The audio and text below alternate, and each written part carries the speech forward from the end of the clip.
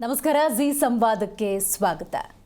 ಬೆಂಗಳೂರಿನ ಕೋಗಿಲು ಕ್ರಾಸ್ನ ಫಕೀರ ಬಡಾವಣೆಯಲ್ಲಿ 150ಕ್ಕೂ ಹೆಚ್ಚು ಮನೆಗಳನ್ನು ನೆಲಸಮ ಮಾಡಲಾಗಿದೆ.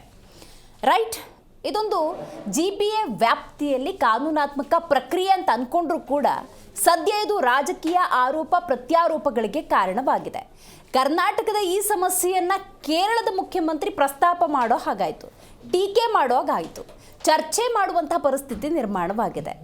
ನೋಡಿ, ಹಾಗಾದರೆ ಕೇರಳ ಮುಖ್ಯಮಂತ್ರಿ ಪಿಣರಾಯಿ ವಿಜಯನ್ ಈ ಕರ್ನಾಟಕದ ಫಕೀರ ಬಡಾವಣೆಯ ವಿಚಾರವನ್ನು ಹಾಗಾದರೆ ಯಾಕೆ ತಗೊಂಡ್ರು?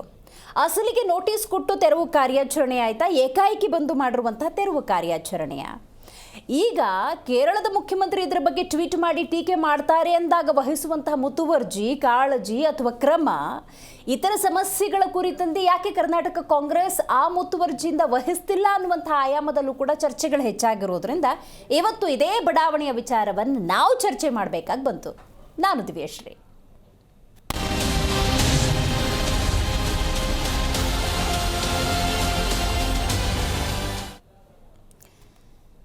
ಬೆಂಗಳೂರಿನ ಯಲಹಂಕದ ಕೋಗಿಲು ಕ್ರಾಸ್ನ ಬಳಿ ಇರುವಂಥ ಫಕೀರ ಬಡಾವಣೆ, ಅದು 150ಕ್ಕೂ ಹೆಚ್ಚು, ಅಂದಾಜು 180 ಮನೆಗಳ ನೆಲಸಮ. GBA ವ್ಯಾಪ್ತಿಯಲ್ಲಿ ತೆರವು ಕಾರ್ಯಾಚರಣೆ ಆಗಬೇಕಾಗಿತ್ತು. ಆಸ್ ಪರ್ ಗೌರ್ಮೆಂಟ್ ನಾವು GBA ಆಧಾರದಲ್ಲೇ ನೋಡೋದಾದರೆ ನೋಟಿಸನ್ನು ಕೊಟ್ಟು ಕಾನೂನಾತ್ಮಕವಾಗಿ ತೆರವು ಕಾರ್ಯಾಚರಣೆ ಮಾಡಿರುವಂಥದ್ದು. ಆದರೆ ಇದು ರಾಜಕೀಯ ಸಮರಕ್ಕೆ ಕಾರಣ ಆಗಿಬಿಟ್ಟಿದೆ. GBA ವತಿಯಿಂದ ತೆರವು ಕಾರ್ಯಾಚರಣೆಯಾಗಿದೆ. ಆದರೆ ಇದನ್ನು ಟೀಕೆ ಮಾಡಿದ್ದು ಕೇರಳ ಮುಖ್ಯಮಂತ್ರಿ ಪಿಣರಾಯಿ ವಿಜಯನ್. ಬುಲ್ಡೋಜರ್ ರಾಜ್ ಸರ್ಕಾರ ಅಂತ ಟೀಕೆ ಮಾಡಿಬಿಟ್ಟಿದ್ದಾರೆ. ಬೇಕಿತ್ತಾ ಇದು? ಇದೊಂದು ರೀತಿ ಪ್ರತಿಪಕ್ಷಗಳಿಗೆ ಅಸ್ತ್ರನೂ ಆಗೋಯ್ತು. ಬೆಂಕಿ ಹಚ್ಚಿದ್ದಾರೆ CM ಪಿಣರಾಯಿ ವಿಜಯನ್ ತಮ್ಮ ಟ್ವೀಟ್ನ ಮೂಲಕ. CPIMಗೆ ರಾಜಕೀಯ ಅಸ್ತ್ರವಾಯ್ತಾ ಈ ತೆರವು ಪ್ರಕರಣ? ಅರೆ, ಕರ್ನಾಟಕದ ಸಮಸ್ಯೆಯನ್ನು ಬಗೆಹರಿಸ್ಕೊಳ್ಳೋದಕ್ಕೆ ಕರ್ನಾಟಕದಲ್ಲಿ ಜನಸಾಮಾನ್ಯರು ಬಹುದೊಡ್ಡ ಮ್ಯಾಂಡೇಟನ್ನು ಕೊಟ್ಟು ಇಲ್ಲೊಬ್ಬರು ಮುಖ್ಯಮಂತ್ರಿ ಅಂತ ಆಯ್ಕೆ ಮಾಡಿದ್ದಾರೆ. ಬೆಂಗಳೂರು ನಗರಾಭಿವೃದ್ಧಿ ಸಚಿವರು ಅಂತ ಹೇಳಿ ಅಲ್ಲಿ DK ಶಿವಕುಮಾರ್ ಕೂತಿದ್ದಾರೆ. ಇನ್ನು GBA ವ್ಯಾಪ್ತಿ ಅಂದಾಗ ಕೆಲವೊಂದು ಅತಿಕ್ರಮದ ಪ್ರದೇಶಗಳು ಅಂದಾಗ ಅದನ್ನು ತೆರವು ಮಾಡಬೇಕು, ಉಳಿಸ್ಕೊಳ್ಬೇಕು, ಅಲ್ಲಿರೋ ಜನಕ್ಕೆ ಪರ್ಯಾಯ ವ್ಯವಸ್ಥೆ ಮಾಡಬೇಕು ಅನ್ನುವಂಥ ನಿಟ್ಟಿನಲ್ಲೂ ಕೂಡ ಇಲ್ಲಿನ ಸಮಸ್ಯೆಯನ್ನು ಬಗೆಹರಿಸೋದಕ್ಕೆ ಇಷ್ಟು ದೊಡ್ಡ ಮಂತ್ರಿಮಂಡಲ ಇದ್ದಾಗ ಪಿಣರಾಯಿ ವಿಜಯನ್ ಇದನ್ನು ಯಾಕೆ ಟೀಕೆ ಮಾಡಿದ್ರು? ಇಲ್ಲಿರುವಂತಹ ರಾಜಕೀಯವನ್ನು ಕೂಡ ನಾವು ಅರ್ಥ ಮಾಡ್ಕೊಳ್ಬೇಕಾಗತ್ತೆ. ಆದರೆ ಮಾನವೀಯ ಆಧಾರದಲ್ಲಿ ನೋಡೋದಾದರೆ 180 ಮನೆಗಳು, ಬಹಳಷ್ಟು ಮನೆ ಇಲ್ಲಿ ಬೀದಿಗೆ ಬಂದಿರೋದ್ರಿಂದಾಗಿ ಜನಸಾಮಾನ್ಯರು ಈ ಕೊರೆವ ಚಳಿಯಲ್ಲಿ ಅಲ್ಲೇ ಶೆಡ್ಗಳನ್ನು ಹಾಕೊಂಡು ಜೀವನ ಮಾಡುವಂಥ ಪರಿಸ್ಥಿತಿ. ಇದನ್ನೆಲ್ಲ ಗಮನಿಸಿದಂತಹ ಮುಖ್ಯಮಂತ್ರಿ ಸಿದ್ದರಾಮಯ್ಯನವರು ಖಂಡಿತವಾಗ್ಲೂ ಪರ್ಯಾಯ ವ್ಯವಸ್ಥೆಯನ್ನು ಕಲ್ಪಿಸಿ ಕೊಡ್ತೀವಿ ಅಂತ ಹೇಳಿದ್ದಾರೆ. ಬಟ್ ಅದು ಯಾವಾಗ? ಅದರ ಬಗ್ಗೆ ಒಂದು ಕ್ಲಾರಿಟಿ ಬೇಕು. ರೈಟ್, ಈ ಪ್ರಕರಣಕ್ಕೆ ಸಂಬಂಧಪಟ್ಟಂತೆ ಹಲವರು ಮಾತಾಡಿದ್ದಾರೆ. ಬನ್ನಿ ಒಂದ್ಸಲ ಕೇಳ್ಕೊಂಬರೋಣ. ಈ ಕೋಗಿಲು ನಮ್ಮ ಕಸದ ಪಿಟ್ಟು ಹಿಂದೆ ಏನಿತ್ತು, ಕ್ವಾರಿ ಪಿಟ್ಟು, ಈ ಜಾಗನ ಒಂದು 9-10 ವರ್ಷದಿಂದನೇ ಇದನ್ನ ಸಾಲಿಡ್ ವೇಸ್ಟ್ ಮ್ಯಾನೇಜ್ಮೆಂಟ್ ವಿಚಾರಕ್ಕೆ ಸರ್ಕಾರ ಕೊಟ್ಟಿತ್ತು.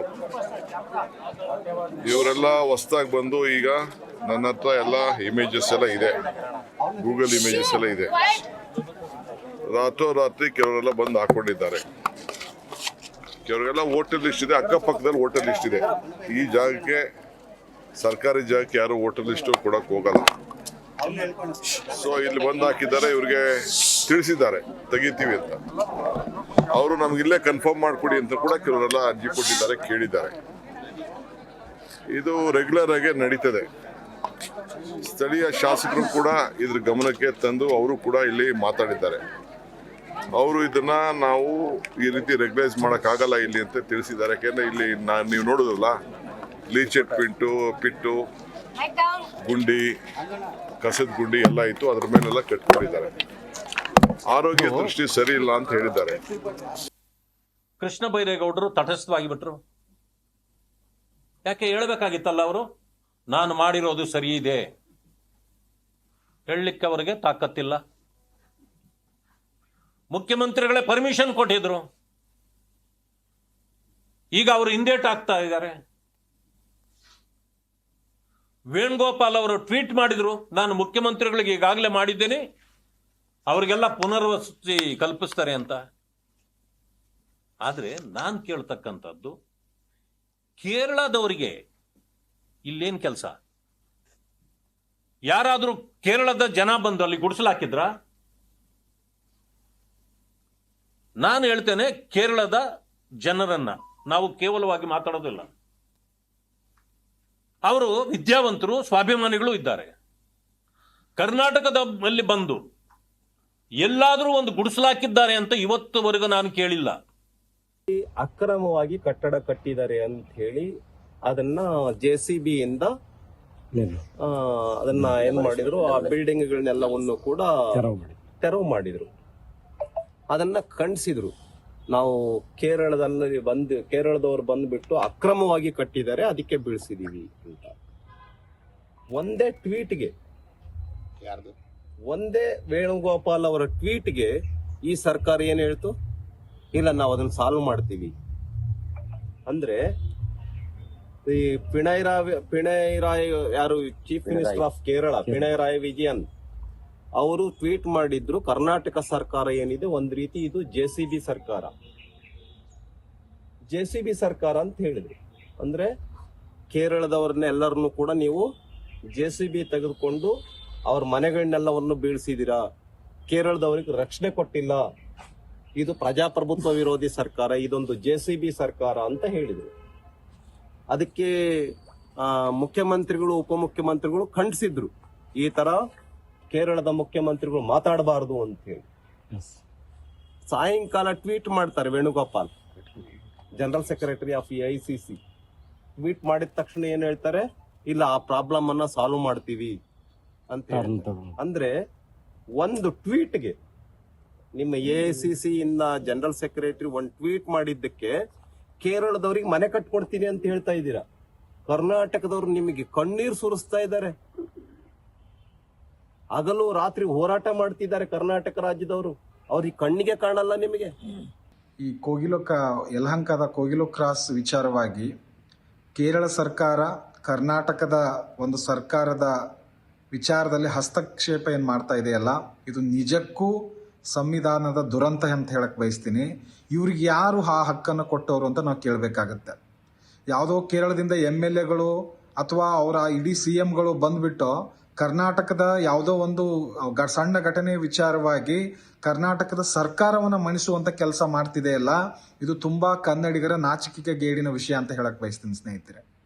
ಇಂಥ ಸಮಯದಲ್ಲಿ ಸರ್ಕಾರ ಕನ್ನಡಿಗರ ಹಿತಾಸಕ್ತಿಯನ್ನ ಅರ್ಥ ಮಾಡಿಕೊಂಡು ಕೇರಳ ಸರ್ಕಾರಕ್ಕೆ ಚಾಟಿ ಏಟನ್ನು ಬೀಸಬೇಕಾಗಿತ್ತು. ಆದರೆ ಅವರಿಗೆ ಹೆದರಿ ತಲೆಬಾಗಿರ್ತಕ್ಕಂಥ ರೀತಿ ಇದೆಯಲ್ಲ, ಇದು ನಿಜಕ್ಕೂ ಕನ್ನಡಿಗರು ತಲೆ ತಗ್ಸ್ತಕ್ಕಂಥ ವಿಚಾರ ಅಂತ ಹೇಳಕ್ ಬಯಸ್ತೀನಿ ಸ್ನೇಹಿತರೆ. ಅಷ್ಟು ಶಕ್ತಿ ಆಗ್ಲಿ, ಅಷ್ಟು ಒಂದು ಧೈರ್ಯ ಆಗ್ಲಿ ಕರ್ನಾಟಕ ಸರ್ಕಾರಕ್ಕೆ ಇಲ್ವಾ?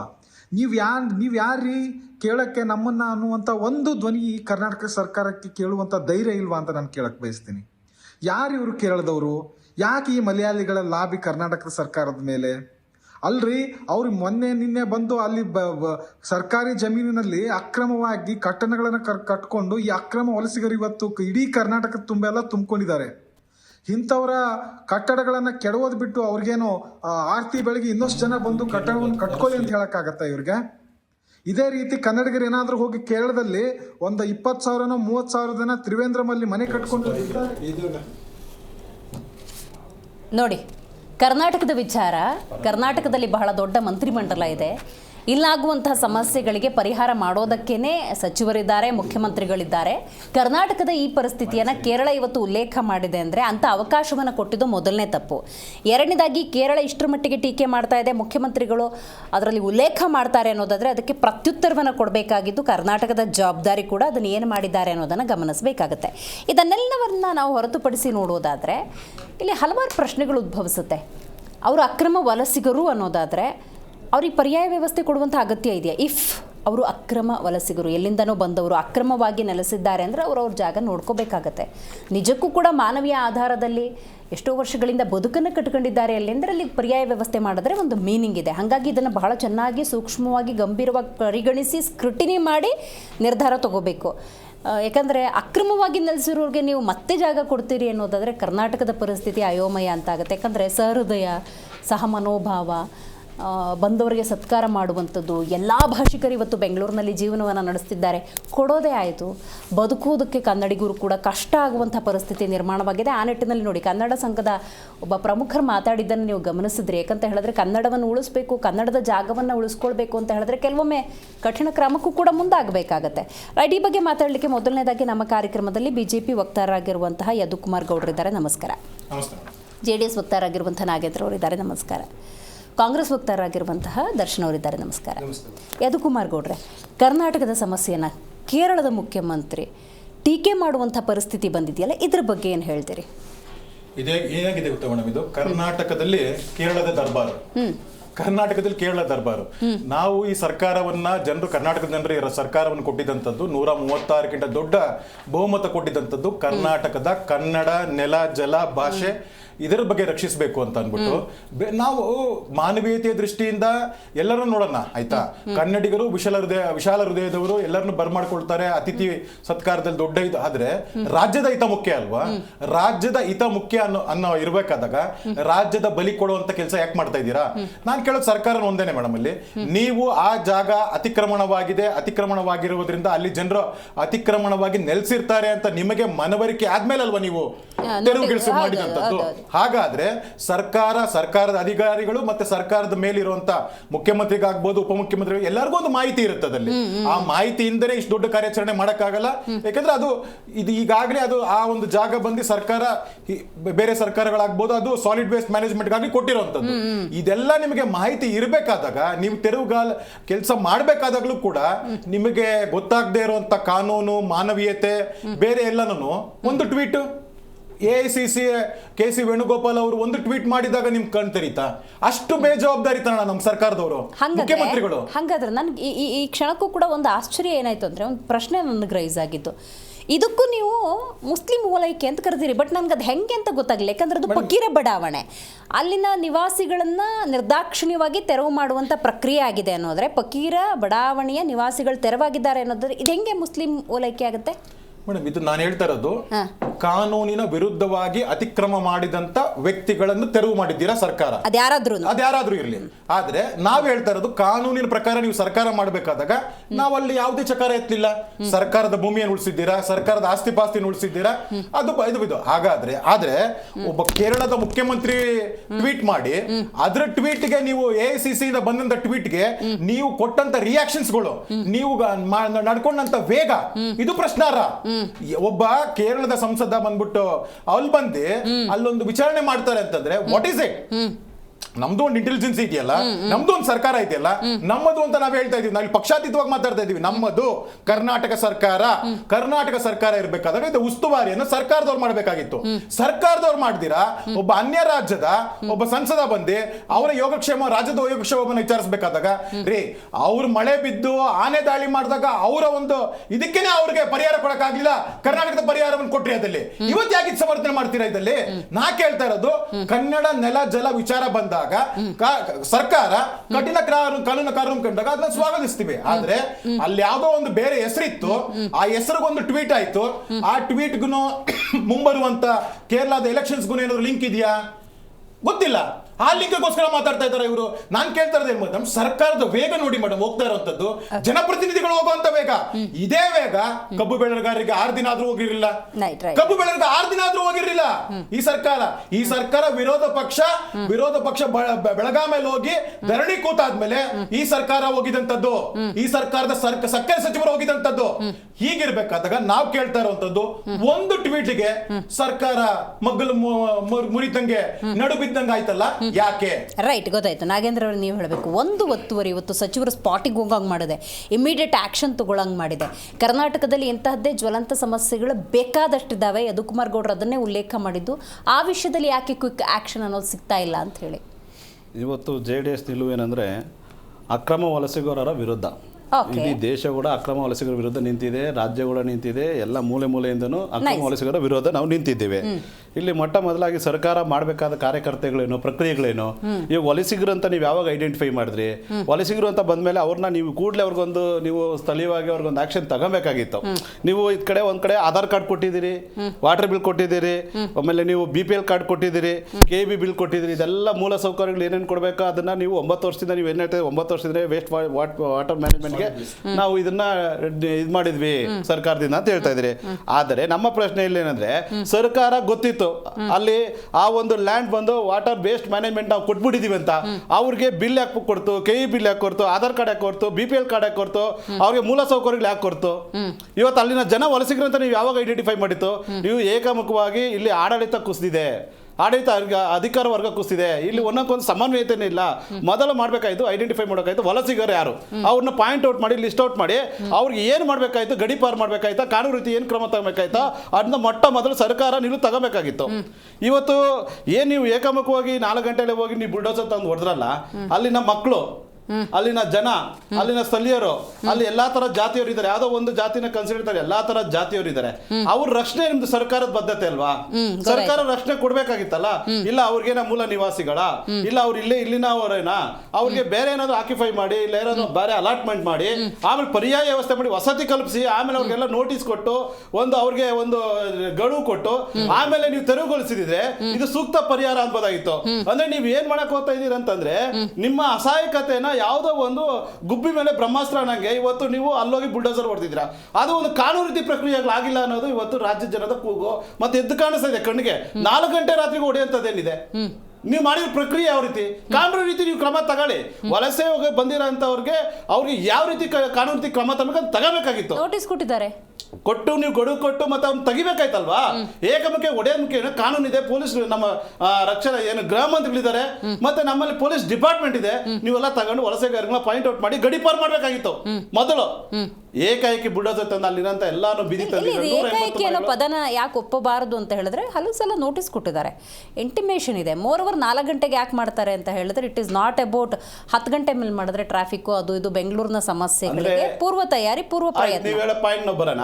ಹಾಗಾದ್ರೆ ಆಧಾರ್ ಕಾರ್ಡ್ ಕೊಟ್ಟವ್ರು ಯಾರು, KE ಬಿಲ್ ಕೊಟ್ಟವ್ರು ಯಾರು, ಮತ್ತೆ ಅವರಿಗೆ BPL ಕಾರ್ಡ್ ಕೊಟ್ಟವರು, ವಾಟರ್ ಕನೆಕ್ಷನ್ ಎಲ್ಲ ಇವರೇ ತಾನೇ ಕೊಟ್ಟಿದ್ದಾರೆ. ಮುಖ್ಯಮಂತ್ರಿನೇ ಬಡಾವಣೆನ ಅಕ್ರಮ ಅಂತ ಅಲ್ವಾ? ಸೊ ಇದೆಲ್ಲ ನೀವೇ ಅಕ್ರಮ ಅಂತ ಗೊತ್ತಿದ್ರು ಕೂಡ ನೀವೆಲ್ಲ ಕೊಟ್ಟಾದ್ಮೇಲೆ ಅವ್ರಿಗೆ ಇವತ್ತು ನೀವು ಹೊಡೆದಿ ಸರಿ, ಅಕ್ರಮವಾಗಿ ಸರ್ಕಾರದ ಆಸ್ತಿ ನೀವು ಕಬಳಿಸ್ತಾ ಇದ್ದೀರಾ, ಅದನ್ನ ಹೊಡೆದಿದ್ವಿ ಸರಿ, ಒಪ್ಕರಣ. ಪರ್ಯಾಯ ವ್ಯವಸ್ಥೆ ಜನಕ್ಕೆ ನೀವು ಪರ್ಯಾಯ ವ್ಯವಸ್ಥೆ ಕೊಟ್ರೆ ಅನ್ನೋದು ಜನಪರ ಕೂಗಿದು, ಜನರ ನೋವುಗೋಸ್ಕರ ಮಾತಾಡ್ತಿರೋದು. ನೀವು ಹೊಡೆದಿರೋ ಸರಿ ಇದೆ, ಪ್ರಕ್ರಿಯೆಗಳು ಸ್ವಲ್ಪ ಇದಾವೆ, ಆಡಳಿತ ಪಕ್ಷ ಕುಸಿದಿದೆ. ಆಡಳಿತಗೂ ಮತ್ತೆ ಕಾನೂನು ರೀತಿಯಾಗಿ ಏನಿವತ್ತು ಒಂದ್ ರೀತಿಯಾಗಿ ಹೇಳ್ಬೇಕಂದ್ರೆ ಬದ್ಧತೆ, ಸ್ವಚ್ಛತೆ ಮತ್ತೆ ಸ್ಥಳೀಯ ಜನರ ಹಕ್ಕುಗಳು ಕಾಪಾಡಬೇಕಾದ ಸರ್ಕಾರ ಇವತ್ತು ಬೀದಿಯಲ್ಲಿ ಅವನ್ನ ಅಲಿಯಂಗ್ ಮಾಡಿದೆ. ಇದು ತಪ್ಪು ಅನ್ನೋದು ನಮ್ಮ ನಿಲುವು. ರೈಟ್. ದರ್ಶನ್ ಅವರೇ, ಪ್ರಕ್ರಿಯೆ ಸರಿ ಇಲ್ಲ ಅಂತ ಹೇಳ್ತಿದ್ದಾರೆ. ನೋಟಿಸ್ ಕೊಟ್ಟಿದ್ದೀರಾ ಇಲ್ವಾ? ನೋಟಿಸ್ ಕೊಟ್ಟಿದ್ರು ಎಷ್ಟು ಪೂರ್ವದಲ್ಲಿ ಕೊಟ್ಟಿದ್ದೀರಿ? ಅಕ್ರಮ ವಲಸಿಗರು ಅಂತ ಹೇಳಿದ್ರೆ ಅವ್ರನ್ನ ಗಡಿಪಾರು ಮಾಡೋದಕ್ಕೆ, ಅವ್ರನ್ನ ಜಾಗದಲ್ಲಿ ಇಲ್ಲ ಅಂತ ಅಥವಾ ಅವ್ರನ್ನ ಅಲ್ಲಿಂದ ಕಳಿಸೋದಕ್ಕೆ ಅವ್ರದ್ದೇ ಆದಂತಹ ಪ್ರಯತ್ನಗಳಿದ್ದಾವೆ. ಅದನ್ನು ಬಿಟ್ಬಿಟ್ಟು ಏಕಾಏಕಿ ತೊಗೊಂಡೋದ್ರು ಅಂತೇಳಿ. ಈಗ ಅಲ್ಲಿ BPL ಕಾರ್ಡ್ ಕೊಟ್ಟಿದ್ಯಾರು ಅಥವಾ ಆಧಾರ್ ಕಾರ್ಡ್ ಕೊಟ್ಟಿದ್ಯಾರು? ಇಂಥ ಹಲವಾರು ಪ್ರಶ್ನೆಗಳಿಗೆ ನಿಮ್ಮ ಉತ್ತರ. ಮೇಡಮ್, ಮೊದಲಿಗೆ ಈ ವಿಚಾರದ ಆಳಕ್ಕೆ ಹೋದಾಗ ವಾಸ್ತವಾಂಶವನ್ನು ನಾವು ಅರಿಬೇಕಾಗ್ತದೆ. ಒಂದು, ಇಲ್ಲಿ ಆಧಾರ್ ಕಾರ್ಡ್ ಇದೆ, ವೋಟರ್ ID ಇದೆ, ರೇಷನ್ ಕಾರ್ಡ್ ಇದೆ, ಆದರೆ ಆ ಒಡೆದಿರೋ ಜಾಗದಲ್ಲ. ರಿಯಾಲಿಟಿ ಫ್ಯಾಕ್ಟ್ ನಾ ಹೇಳ್ತಾ ಇರೋದು. ಆ ಜಾಗ ಇವತ್ತೇನು ಹೊಡೆದಿದ್ದಾರಲ್ಲ ಆ ಜಾಗದಲ್ಲ, ಅದರ ಪಕ್ಕದ ಇರ್ತಕ್ಕಂಥ ಏರಿಯಾಗಳ ನಿವಾಸಿಗಳ Aadhaar card, voter ID, ration card ಇರೋದು ಸತ್ಯ ಒಂದು. ಇನ್ನೊಂದು, ಅಲ್ಲಿ ಭೂ ಮಾಫಿಯಾ ನಡೆದಿರೋದು 100ಕ್ಕೆ 100 ಸತ್ಯ. Real estate. ಎಸ್. ಏನಂತಂದ್ರೆ ಅಲ್ಲೊಂದು 2-3 ಜನ ಸೇರ್ಕೊಂಡು ಅವ್ರೇನ್ ಮಾಡ್ತಾರೆ, ಈ ಪಾಪದ ನಿವಾಸಿಗಳಿಗೆ ನೋಡಿ ಅಲ್ಲೊಂದು ಖಾಲಿ ಜಾಗ ಇದೆಯಲ್ಲ, ಅಲ್ಲಿ ನಂದದು, ನಿನಗೆ ಮಾಡ್ಕೊಬಹುದು, ಇದೊಂದು ಅಗ್ರಿಮೆಂಟು, ಯಾವ್ದು ರೆಂಟ್ ಅಗ್ರಿಮೆಂಟು, 5,000 10,000 ಬಾಡಿಗೆ. ಇವನಿಗೆ ಏನ್ ಅನ್ಸುತ್ತೋ, ಬೆಂಗಳೂರಲ್ಲಿ ನನಗೊಂದು ಬಾಡಿಗೆ ಮನೆ ಅಂದ್ರೆ ನಾನು ಏನೋ ಕಟ್ಕೊಬಹುದು ಅಂತ. ಇಲ್ಲ, ನಿನಗೆ ಲೀಸಿಗೆ ಒಂದು 4 ಲಕ್ಷ 5 ಲಕ್ಷಕ್ಕೆ ಅಂತೇಳಿ ಕೆಲವು ಕಾಣದ ಕೈಗಳು, ಅಂದ್ರೆ ಅದ್ರ ಹಿಂದೆ ಖಂಡಿತವಾಗ್ಲೂ ಸರ್ಕಾರ ಬಿದ್ದಿದೆ. ಆಗೇನಾಗುತ್ತೆ, ಈಗ ಅಲ್ಲೆಲ್ಲ ನೀವು ಅನುಕಂಪ ಮತ್ತಿನ್ನೊಂದು ಎಲ್ಲಾ ರೀತಿಯಾದಂಥ ಮಾತುಗಳು ಬರ್ತಾ ಇದೆ. ಮತ್ತೊಂದು ಕಡೆ ವಲಸಿಗರು ಅನ್ನೋ ಮಾತು ಬರ್ತಾ ಇದೆ. ಮೇಡಮ್, ಕೇರಳದ ವಿಚಾರ, ಇದರಲ್ಲಿ ಕೇರಳ ಮುಖ್ಯಮಂತ್ರಿಗೆ ನಮ್ಮ ಕರ್ನಾಟಕದ ಬಗ್ಗೆ ತಲೆ ಹಾಕುವಂಥ ಯಾವ ನೈತಿಕತೆ ಇಲ್ಲ ಒಂದು. ಇನ್ನೊಂದು, ಅಲ್ಲಿ ಕೇರಳದವ್ರು ಯಾರೂ ಇಲ್ಲ, ಅಲ್ಲಿ ಕನ್ನಡ ಭಾಷಿಗರೇ ಇರ್ತಕ್ಕಂಥದ್ದು. ಇನ್ನು ಅದು ಪಕ್ಕದ ಏರಿಯಾದ ವೋಟರ್ ಐ ಡಿಗಳನ್ನ ಇಟ್ಕೊಂಡು ಇಲ್ಲಿ ಯಾವುದೋ ಒಂದು ಅದು ಯಾಕೆಂದರೆ ಅವರೆಲ್ಲ ಆಲ್ಮೋಸ್ಟ್ ಅಲ್ಲಿ ಮುಗ್ಧ ಜನರು, ಅವು ಇದೇ ನಮ್ಮ ಮನೆ ಇದು ಕೊಟ್ಟುಬಿಟ್ಟಿದ್ದಾರೆ, ಇದೇ ನಮ್ಮ ಪರ್ಮನೆಂಟ್ ಜಾಗ ಅಂತೇಳಿ ಅವ್ರ ತಲೆಗೆ ತುಂಬೋಗಿದೆ. ರಾತ್ರಿ ಕೆಲವೆಲ್ಲ ಬಂದು ಹೊಸ ಟಾರ್ಪಲ್ಗಳೆಲ್ಲ ಬಂದ್ಬಿಟ್ಟಿದ್ದಾವೆ ಅಲ್ಲಿ. ಸೊ ಎಲ್ಲರನ್ನೂ ಒಕ್ಕಲಿಪ್ಸಿದ್ರಲ್ಲ. ಇನ್ನೊಂದು ಕಡೆ ನೀವು ಮಾನವೀಯತೆ ಮಾತಾಡ್ತಾ ಇದ್ರೆ ನೋಡಿ, ಒಂದು ಕಡೆ ನೋಟಿಸ್ನು ಕೇಳ್ತಾ ಇದ್ದೀರಾ. ನಾವು ಪದೇ ನೋಟಿಸ್ ಕೊಡುವಂತ ಕೆಲಸ ರಾಜ್ಯ ಸರ್ಕಾರ ಮಾಡಿದೆ. ಒಂದು ಅದು ಸರ್ಕಾರದ ಆಸ್ತಿ ಮೇಡಮ್ ಈ ರೀತಿ ತೆರವು ಕೆಲಸ ಇದು ಮೊದಲಲ್ಲ. ಮುಜರಾಯಿ ಇಲಾಖೆ ನಾವು ದೇವಸ್ಥಾನದ ಜಾಗಗಳನ್ನ 11,000 ಎಕರೆ ಏನ್ ಅಕ್ರಮ ಆಗಿತ್ತು ಅದನ್ನ ಸಕ್ರಮ ಅಂದ್ರೆ ನಾವು ವಾಪಸ್ ಪಡ್ಕೊಂಡಿದೀವಿ. ಅರಣ್ಯ ಇಲಾಖೆ ಬೆಂಗಳೂರು ನಗರದಲ್ಲೇ ಸುಮಾರು 4,000 ಎಕರೆಯನ್ನ ಯಾರ್ಯಾರು ಈ ರೀತಿ ಹೋಗಿದ್ರು ಅದನ್ನೆಲ್ಲ ನಾವು ತಗೊಂಡ್ಬಂದು ನಮ್ಮ ಸರ್ಕಾರದ ಸುಪರ್ದಿಗೆ ತಗೊಂಡ್ಬಂದು ಇಟ್ಟಿದ್ದೀವಿ. ಮೇಡಮ್ ನೋಟಿಸ್ ಕೊಡೋದ್ರ ಜೊತೆಗೆ ನಾವು ಮನುಷ್ಯರು, ಅಲ್ಲಿರೋರು ಮನುಷ್ಯರು, ಅವ್ರು ಯಾವುದೋ ಒಂದು ಕಾರಣಕ್ಕೆ ಅಲ್ಲಿ ಹೋಗಿದ್ರು ಸಮೇತ ಕೃಷ್ಣ ಬೈರೇಗೌಡರು ಏನ್ ಮಾಡ್ತಾರೆ, 5 ಚೌಟ್ರಿಗಳನ್ನ ಬುಕ್ ಮಾಡ್ತಾರೆ ಮೇಡಮ್. ಯಾರಿಗೂ ಯಾವುದೇ ರೀತಿಯಾದಂತಹ ತೊಂದರೆ ಆಗಬಾರ್ದು. ಊಟಕ್ಕೆ ವ್ಯವಸ್ಥೆ ಮಾಡ್ತಾರೆ, ಶೌಚಾಲಯಕ್ಕೂ ವ್ಯವಸ್ಥೆ ಮಾಡ್ತಾರೆ. ಎಲ್ಲ ವ್ಯವಸ್ಥೆ ಮಾಡಿದ್ರು ಈ ಒಳಗಡೆ ತಲೆ ಒಳಗಡೆ ಹೋಗಿತ್ತಲ್ಲ ಇವರಿಗೆ, ನಾಳೆ ಬೆಳಿಗ್ಗೆ ನಮ್ದೇನಾದ್ರು ಹೋದ್ರೆ ಅವ್ನು ಯಾರಿಗೋ ಒಂದು 5,000 ಕೊಟ್ಟಿದ್ದೆ, ಇವ್ನು ಯಾರಿಗೋ ಒಂದು 10,000 ಕೊಟ್ಟಿದ್ದೆ ಅನ್ನುವಂಥದ್ದು ಯಾರು ಇದರಲ್ಲಿ ಹಿಂದೆ ಇದ್ದಾನೆ ಅವರ ಒಂದು ಹೆಡೆಮುರಿ ಕಟ್ಟುವಂತ ಕೆಲಸ ರಾಜ್ಯ ಸರ್ಕಾರ 100ಕ್ಕೆ 100 ಮಾಡ್ತದೆ. ಅದ್ರ ಬೇಕಾದಂತ ದಾಖಲಾತಿನ ಈಗಷ್ಟೇ ಉಪಮುಖ್ಯಮಂತ್ರಿಗಳು ಮಾಧ್ಯಮದ ಮುಂದೆ ಯಾವ ರಿಜಿಸ್ಟರ್ ಕಾಪಿಗಳು ಮತ್ತೆ ಏನದು ಮ್ಯಾಪ್ ಅಲ್ಲಿ ನೋಡ್ಬೇಕಾದ್ರೆ ಯಾವಾಗೆಲ್ಲ ಬಂದು ಸೇರ್ಕೊಂಡಿದ್ದಾರೆ ಪ್ರತಿಯೊಂದು ಸತ್ಯಾಂಶ ಈಗ ಗೊತ್ತಾಗ್ತಾ ಇದೆ. ಮತ್ತೆ ಮೇಡಮ್ ರಾಜ್ಯ ಸರ್ಕಾರ ಒಂದು ಮಾನವೀಯಗೆ ನಾನು ನಿಮಗೆ ಹೇಳ್ತಾ ಇದ್ದೀನಿ ಮೇಡಮ್, ಒಂದು ಚೌಟ್ರಿಗಳನ್ನ ಮಾಡುವಂಥದ್ದು. ಯಾಕೆಂದ್ರೆ ಇದೊಂದು ಕೆಲಸ. ಆಮೇಲೆ ಈಗ ಒಬ್ಬನಿಗೆ ನಿಜವಾದ ಅರ್ಹನಿದ್ರೆ, ಈಗ ಮುಂದಿನ ತಿಂಗಳು 22ನೇ ತಾರೀಕು ನಾವು ಒಟ್ಟು 42,000 ಮನೆಗಳನ್ನ ಹಂಚಿಕೆ ಮಾಡ್ತಾ ಇದೀವಿ. ಆಕ್ಚುಲಿ ಈ ತಿಂಗಳು ಆಗಬೇಕಿತ್ತು, ರಾಹುಲ್ ಗಾಂಧಿ ಅವರು ಬರಬೇಕು ಅನ್ನುವಂಥ ಒಂದು ಉದ್ದೇಶದಿಂದ 22ನೇ ತಾರೀಕು ಮಾಡ್ತಾ ಇದೀವಿ, ಮನೆಗಳನ್ನ ಕೊಡ್ತೀವಿ. ಜೊತೆಗೆ ರಾಜೀವ್ ಗಾಂಧಿ ಅವರ ಏನು ವಸತಿ ಯೋಜನೆಯಲ್ಲಿ ಇದರಲ್ಲಿ ನಿಜವಾಗ್ಲೂ ಸವಲತ್ತು ಇದು, ದೇರ್ ಇಸ್ ನೋ ಓಲೈಕೆ. ಅವನಿಗೆ ಅರ್ಹನಿದ್ರೆ ಆ ಮನೆ ಪಡೆಯುವಂತ ಎಲ್ಲ ಇದ್ದಿದ್ದು ಅಲ್ಲಿ. ಈಗ ಆಧಾರ್ ವೋಟರ್ ಐ ಡಿ ನನ್ನ ರೇಷನ್ ಕಾರ್ಡ್ ಇದೆ ಅಂತಂದ್ರೆ ಅಲ್ಲಿ ಮನೆ ಇದೆಯಲ್ವಾ, ಯಾವುದು ಆ ಜಾಗದಲ್ಲ ಮನೆ, ಆ ಏರಿಯಾ ಪಕ್ಕದಲ್ಲೇ ಅವ್ರವ್ರ ಮನೆಗಳು ಅವ್ರು ಇವತ್ತಿಂದ ಬದುಕ್ತಾ ಇರೋದಲ್ಲ ಅಂದ್ರೆ ಅಲ್ಲಲ್ಲ ಪಕ್ಕದಲ್ಲಿ ಬದುಕ್ತಾ ಇದ್ದಾರೆ. ಆದ್ರೆ ಈ ರೀತಿ ಯಾವುದೋ ಒಂದು ಲಾಬಿಗೋ ಮತ್ತಿನ್ನೊಂದಕ್ಕೋ ಅಲ್ಲಿ ಬಂದಿರೋದನ್ನ ರಿಯಲ್ ಎಸ್ಟೇಟ್ ಮಾಫಿಯಾ ಅಲ್ಲಿದೆ ಅನ್ನೋದಾದ್ರೆ ಅಲ್ಲಿನ ಜನರ ಇನ್ಪುಟ್ಸ್ ಪ್ರಕಾರ ಅವ್ರು 25-30 ವರ್ಷದಿಂದ ಅಲ್ಲೇ ವಾಸ ಇದ್ದಾರೆ. ಅದ್ ಹೆಂಗೆ ಮೇಡಮ್ ಅಲ್ಲೇ ಇದ್ದಾರೆ ಅಂದ್ರೆ ಅದ್ರ ಪಕ್ಕದಲ್ಲಿ ಇದ್ದಾರೆ. ಸಿ ನಾವ್ ಈಗ ಏನ್ ಲೊಕೇಶನ್ ನೋಡ್ತಾ ಇದೀವಲ್ಲ ಅದ್ ಹೆಂಗೆ ದರ್ಶನ್ ಮೇಡಮ್ ಕಟ್ಟಿರೋ ಮನೆ ಅವೆಲ್ಲ ಬಿದ್ದೋಗಿದ್ದಾವೆ, ಅಲ್ಲಿ ಅಡ್ರೆಸ್ ಆಯ್ತು ಮೇಡಮ್. ನಿಮ್ ಚಾನಲ್ಗೆ ಬರೋದಕ್ಕೂ ಮೊದಲು ನಾನು ಖುದ್ದು ಅಲ್ಲಿಗೆ ಹೋಗಿದ್ದೆ ಮೇಡಮ್. ಒಂದು ಮನೆ ಕಟ್ಟಿದ್ರೆ ಹೆಂಗಿರುತ್ತೆ, ಮನೆ ಎಷ್ಟು ಹಳೆದಾದ್ರೆ ಹೆಂಗಿರುತ್ತೆ, ಆ ನೋಡುವಂತ ಶಕ್ತಿ ನೋಡ್ಬೇಕಾದ್ರೆ ಮೇಡಮ್ ಈಗ ಅಲ್ಲಿ ಮನೆ ಕಳ್ಕೊಂಡವರು ಅಂತ ಉದಾಹರಣೆ ಡಿ.ಕೆ. ಸಾಹೇಬ್ರು ಹೋದ ತಕ್ಷಣ ಎಲ್ಲ ಜೈಕಾರ ಕೂಗ್ತಾ ಇದ್ದಾರೆ. ಆ ನೋವು ಆಕ್ರಂದನ ಅನ್ನುವಂಥದ್ದಾದ್ರೂ ಇರ್ಬೇಕಲ್ವಾ. ನೋಡಿ ಪ್ರಾಕ್ಟಿಕಲ್ ಐ ಆಮ್ ಸ್ಪೀಕಿಂಗ್. ಈಗ ನಂದೊಂದು ಚಿಕ್ಕ ವಸ್ತು ಕಳೆದೋದ್ರೆ ಒದ್ದಾಡ್ಬಿಡ್ತೀನಿ ನಾನು. ಬಟ್ ಎಲ್ಲ ದೇವರಾಲ್ ನಾರ್ಮಲ್. ನಾನೇ ಕೆಲವ್ರನ್ನ ಮಾತಾಡಿಸ್ತೀನಿ. ಯಾವ ಮೂಲದವರಲ್ಲಿರೋರೆಲ್ಲ ಮೇಡಮ್ ನಾನು ಮಾತಾಡಿದಾಗ ಎಲ್ಲರೂ ಕನ್ನಡದಲ್ಲೇ ಮಾತಾಡಿದ್ರು. ಕನ್ನಡದಲ್ಲಿ ಅವರ ಪದಗಳಲ್ಲಿ ಏನಾದ್ರೂ ನೋಡಿ, ಅಕ್ರಮ ಅನ್ನೋದಾದ್ರೆ ಅಕ್ರಮದ್ದು ಯಾವುದೇ ಜವಾಬ್ದಾರಿ 11 ವರ್ಷದಿಂದ ಕೇಂದ್ರದಲ್ಲಿ ಗೃಹ ಸಚಿವರಾಗಿ ಅಮಿತ್ ಶಾ ಅವರಿದ್ದಾರೆ. ಆ ರೀತಿ ಅಕ್ರಮ ಇತ್ತು ಅಂದ್ರೆ ಅವ್ರನ್ನ ಹೊರಗಡೆ ಹಾಕ್ಸುವಂತ ಕೆಲಸ ಕೇಂದ್ರ ಸರ್ಕಾರದ ಜವಾಬ್ದಾರಿಯಾಗಿರ್ತದೆ. ಅವ್ರು ಹೆಂಗ್ ಬಂದ್ರು ಭಾರತದೊಳಗೆ ಅನ್ನುವಂಥದ್ದು. ಮತ್ತೆ ಇನ್ನೊಂದು ಆ ಒಂದು ಸ್ಥಳದಲ್ಲಿ ಇದೆಯಲ್ಲ, ಇದು ಪ್ರೀ ಪ್ಲಾನ್ ಏನೋ ಮಾಡಬೇಕು ಅಂತ. ಮತ್ತೆ ಕೇರಳ ವಿಚಾರ ನೀವು ಮಾತಾಡ್ತಾ ಇದ್ದೀರಿ, ನಾನು ಮತ್ತೊಂದ್ಸರಿ ನಾನು ನಿಮ್ಮ ಹತ್ರ ಚರ್ಚೆ ಮಾಡ್ತೀನಿ. ಇಲ್ಲೊಂದು ಸ್ವಲ್ಪ ಗೊಂದಲ ಇದೆ, ಒಂದೊಂದಾಗಿ ಬಗೆಹರಿಸ್ತಾ ಹೋಗೋಣ. ಯಾಕಂತ ಹೇಳಿದ್ರೆ ದರ್ಶನ್ ಅವ್ರು ಕೊಟ್ಟ ಇನ್ಪುಟ್ಸ್ ಪ್ರಕಾರ ಅಲ್ಲಿರೋರು ಅಕ್ರಮ ನಿವಾಸಿಗಳು ಕನ್ನಡ ಮಾತಾಡ್ತಿದ್ದಾರೆ, BPL ಅಥವಾ ಆಧಾರ್ ಕಾರ್ಡ್ ಪಡ್ಕೊಂಡಿದ್ದಾರೆ, ಬಟ್ ಆ ಸ್ಪಾಟ್ ಅಲ್ಲ ಪಕ್ಕದ. ಈ ಥರದ್ದು ಗೊಂದಲಗಳು, ಇದ್ರ ಬಗ್ಗೆ ಏನು ಹೇಳ್ತೀರಿ ಮ್ಯಾಮ್? ಇಲ್ಲಿ ಮೊದಲನೇದಾಗಿ ಹೇಳ್ಬೇಕಂದ್ರೆ ಸ್ವತಃ ಮುಖ್ಯಮಂತ್ರಿಗಳು, ಸ್ವತಃ DCM ಅವರು ಇದನ್ನ ಅಕ್ರಮ ಬಡಾವಣೆ ಅಂತ ಕರೆದಿರುವಂಥದ್ದು.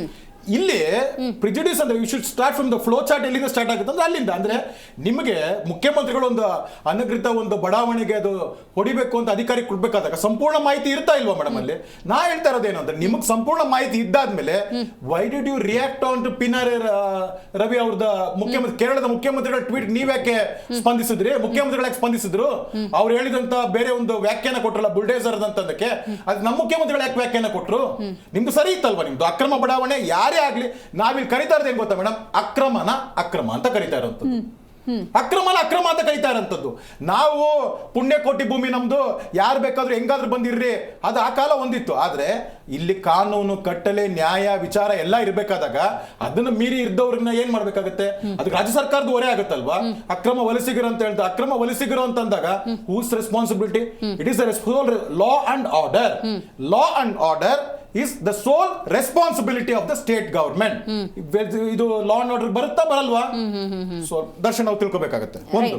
ಆಮೇಲೆ ತಾವ್ ಹೇಳ್ದಂಥದ್ದು, ನಮ್ಮ ಒಂದು ನೆಲಕ್ಕೆ ಬಂದು ಕೇರಳದ ಸಂಸದರು ಕರ್ನಾಟಕಕ್ಕೆ ಪಾಠ ಹೇಳುವಂತದ್ದನ್ನ ಒಪ್ತೀರಾ ಮೇಡಮ್? ಅದಲ್ಲಿ ನೀವ್ ಯಾವ್ದಾದ್ರು ಹೋಗ್ಬಿಟ್ಟು ವೈನಾಡ್ಗೋ ಇಲ್ಲ ಬೇರೆ ಯಾವ್ದೋ ಕೇರಳದ ಕ್ಷೇತ್ರಕ್ಕೆ ಹೋಗ್ಬಿಟ್ಟು ಶಬರಿಮಲೆದ ಆಗ್ತಾ ಇದೆಯಪ್ಪ ಚಿನ್ನದ ಕಳ್ಳಾಚರಣೆ, ಯಾಕೆ ನಮ್ಮ ಮುಖ್ಯಮಂತ್ರಿಗಳೊಂದು ಟ್ವೀಟ್ ಮಾಡಬಾರ್ದು? ಮಾಡಿ ನೋಡೋಣ, ಮಾಡಿ ನೋಡೋಣ.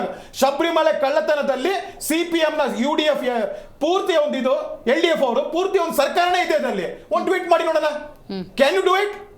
ನಾ ಕೇಳ್ತಾ ಇರೋಂಥದ್ದು ಅದು ಅದು ಅಸ್ಮಿತೆ ಆಗಲ್ವಾ? ಅದು ದೇವರ ಅಸ್ಮಿತೆ ಆಗಲ್ವಾ? ಅದು ಇದು ಕರ್ನಾಟಕದ ಅಸ್ಮಿತೆ. ಕರ್ನಾಟಕದ ಅಸ್ಮಿತೆ ಅಂದ್ರೆ ನಾವು ಕೇಳ್ತಾ ಇರೋದೇನು ಅಂದ್ರೆ, ಕರ್ನಾಟಕದ ನೆಲದಲ್ಲಿ ಕೇರಳದ ಸಂಸದ ಬಂದು ಕರ್ನಾಟಕದವ್ರಿಗೆ ಪಾಠ ಮಾಡುವಂತದ್ದು ಬೇಡ. ಆಮೇಲೆ ನಾವ್ ಹೇಳ್ತಾ ಇರೋಂಥದ್ದು, ಇಲ್ಲಿ ಅಕ್ರಮ ವಲಸಿಗಾರರು ಅಂತ ಹೇಳ್ತಾ ಇದೀವಲ್ಲ ಮೇಡಮ್, ಅದನ್ನ ಚೆಕ್ ಮಾಡ್ಲಿ, ಯಾರು ಎಲ್ಲಿದ್ದಾರೆ, ಯಾರು ಏನಿದ್ದಾರೆ. ಈಗ ನೀವು ಅಕ್ರಮ ಬಡಾವಣೆ ಅಂದಾಗ ಅಲ್ಲಿರೋರು ಯಾರು ಏನು ಅಂತ ಸರ್ಕಾರ ಗೊತ್ತಿರಲ್ವಾ? ಮಾಹಿತಿ ಇರಲ್ವಾ?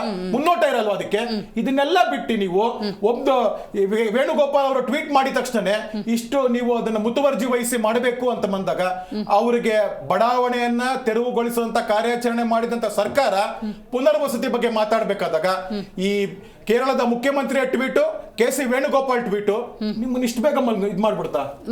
ನಿಮ್ಮನ್ನ ಇಷ್ಟು ಬೇಗ ವೀಕ್ ಮಾಡ್ಬಿಡ್ತಾ? ಅರೆ ನೀವು ಮುಖ್ಯಮಂತ್ರಿ ರೀ, ಕರ್ನಾಟಕದ ಮುಖ್ಯಮಂತ್ರಿ ರೀ ನೀವು. The person who holds the constitutional post ಇನ್ ಕರ್ನಾಟಕ, ನಮ್ಮ ಕರ್ನಾಟಕದ CM ಅವರು ACC ಟ್ವೀಟ್ ನೀವ್ ಯಾಕೆ ಇದು ಮಾಡ್ತೀರಾ? ವೆನ್ ಯು ರೈಟ್, ಅಕ್ರಮ ಅನ್ನೋದನ್ನ ಅಕ್ರಮ ಅಂತ ನೀವು ಹೇಳಿರ್ಬೇಕಾದಾಗ ನೀವು ಅವರ ಮುಲಾಜಿಗೆ ಒಳಪಡುವಂತ ಅಧಿಕಾರ ಏನಿದೆ? You could have explain.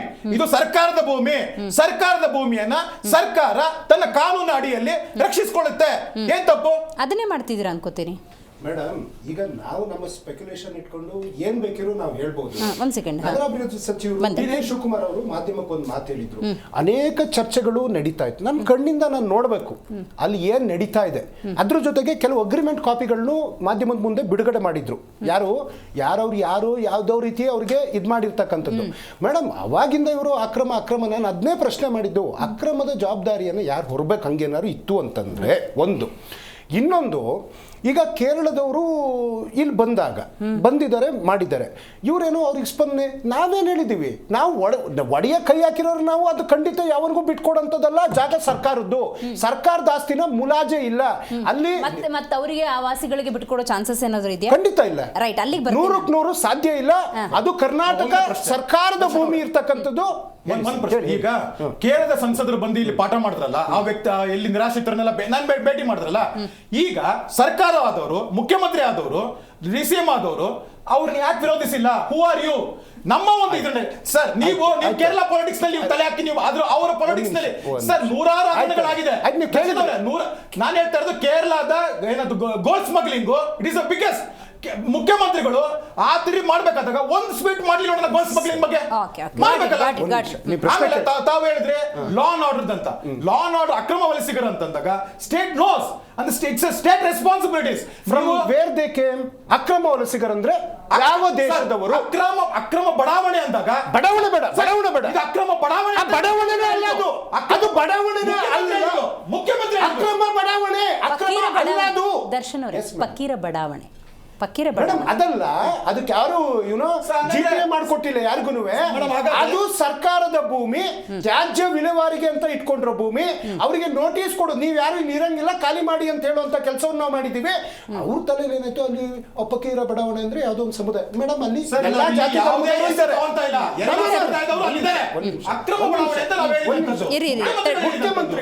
Madam, ಇಲ್ಲಿ ಪಿಣರಾಯಿ ವಿಜಯನ್ಗೆ ರಾಜ್ಯದ ಮುಖ್ಯಮಂತ್ರಿಗಳು, ಉಪಮುಖ್ಯಮಂತ್ರಿಗಳು ಮುಕ್ಕು ಕೊಡದಾಗ ಹೇಳಿದ್ದಾರೆ, ನೀವು ನಮ್ಮ ರಾಜ್ಯದ ಬಗ್ಗೆ ಮಾತನಾಡುವಂತ ಯಾವ ನೈತಿಕತೆ ಇಲ್ಲ, ನಮ್ಮ ರಾಜ್ಯದ ನಾವೇನ್ ಮಾಡ್ಬೇಕು ನಮಗೆ ಗೊತ್ತಿದೆ, ನಿಮ್ ರಾಜ್ಯದ ನೀವು ನೋಡ್ಕೊಳ್ಳಿ ಅಂತ ಈ ಮುಖ್ಯಮಂತ್ರಿ ಯಾಕೆ ಹೇಳಿದ್ದಾರೆ? ಈಗ ಮಾಧ್ಯಮದಲ್ಲಿ ಹೇಳಿದ್ದಾರೆ, you can check it. Pinarayi Vijayan ಅವರ ಹೆಸರು ತಗೊಂಡು ಉಪಮುಖ್ಯಮಂತ್ರಿಗಳು ಮಾತಾಡಿದ್ದಾರೆ, ನೀವು ಕ್ರಾಸ್ ಚೆಕ್ ಪಿಣರಾಯಿ ವಿಜಯ್ ಯಾಕೆ ಇಲ್ಲಿ ಬಂದ್ಬಿಟ್ಟು ಕೆರಿಯಕ್ಕೆ ಹೋಗ್ತಾ ಇದ್ದಾನೆ ಆಸಾಮಿ ಅನ್ನೋದಕ್ಕೆ ನಾನು ದಾಖಲೆ ಸಮೇತ ಹೇಳ್ತೀನಿ. ಅದನ್ನ ನಾನು ಮಾತಾಡ್ತೀನಿ. ಏನಾಗಿದೆ ಅಂತ ಯಾವುದೇ ಒಂದು ಘಟನೆ ಆದ ಸಂದರ್ಭದಲ್ಲಿ ಅದರಲ್ಲೊಂದು ರಾಜಕೀಯ ಇದ್ದೇ ಇರುತ್ತೆ.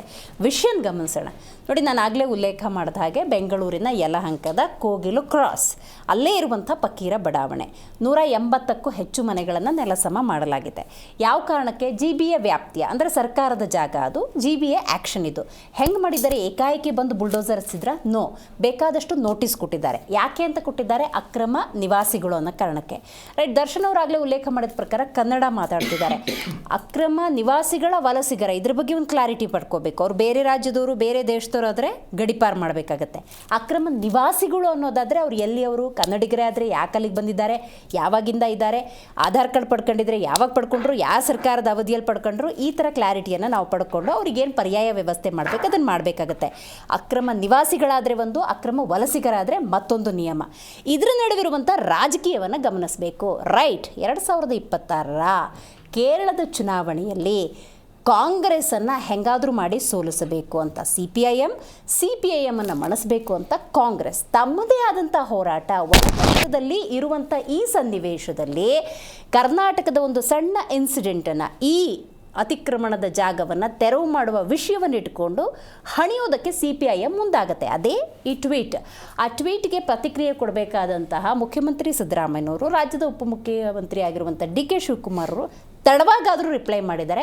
ಬಟ್ ಇಲ್ಲಿರುವಂಥ ರಾಜಕೀಯವನ್ನು ನಾವು ಮಾತಾಡೋಣ. ಈಗ ಅಕ್ರಮ ಅನ್ನುವಂಥ ವಿಚಾರಕ್ಕೆ ನಾವು ನಮ್ಮ ಕರ್ನಾಟಕದ ಪಕ್ಷಗಳ ಅಭಿಪ್ರಾಯವನ್ನು ಕೇಳೋದಾದರೆ ಅದು BJP ಇರ್ಬೋದು, ಕಾಂಗ್ರೆಸ್ ಇರ್ಬೋದು, JDS ಇರ್ಬೋದು.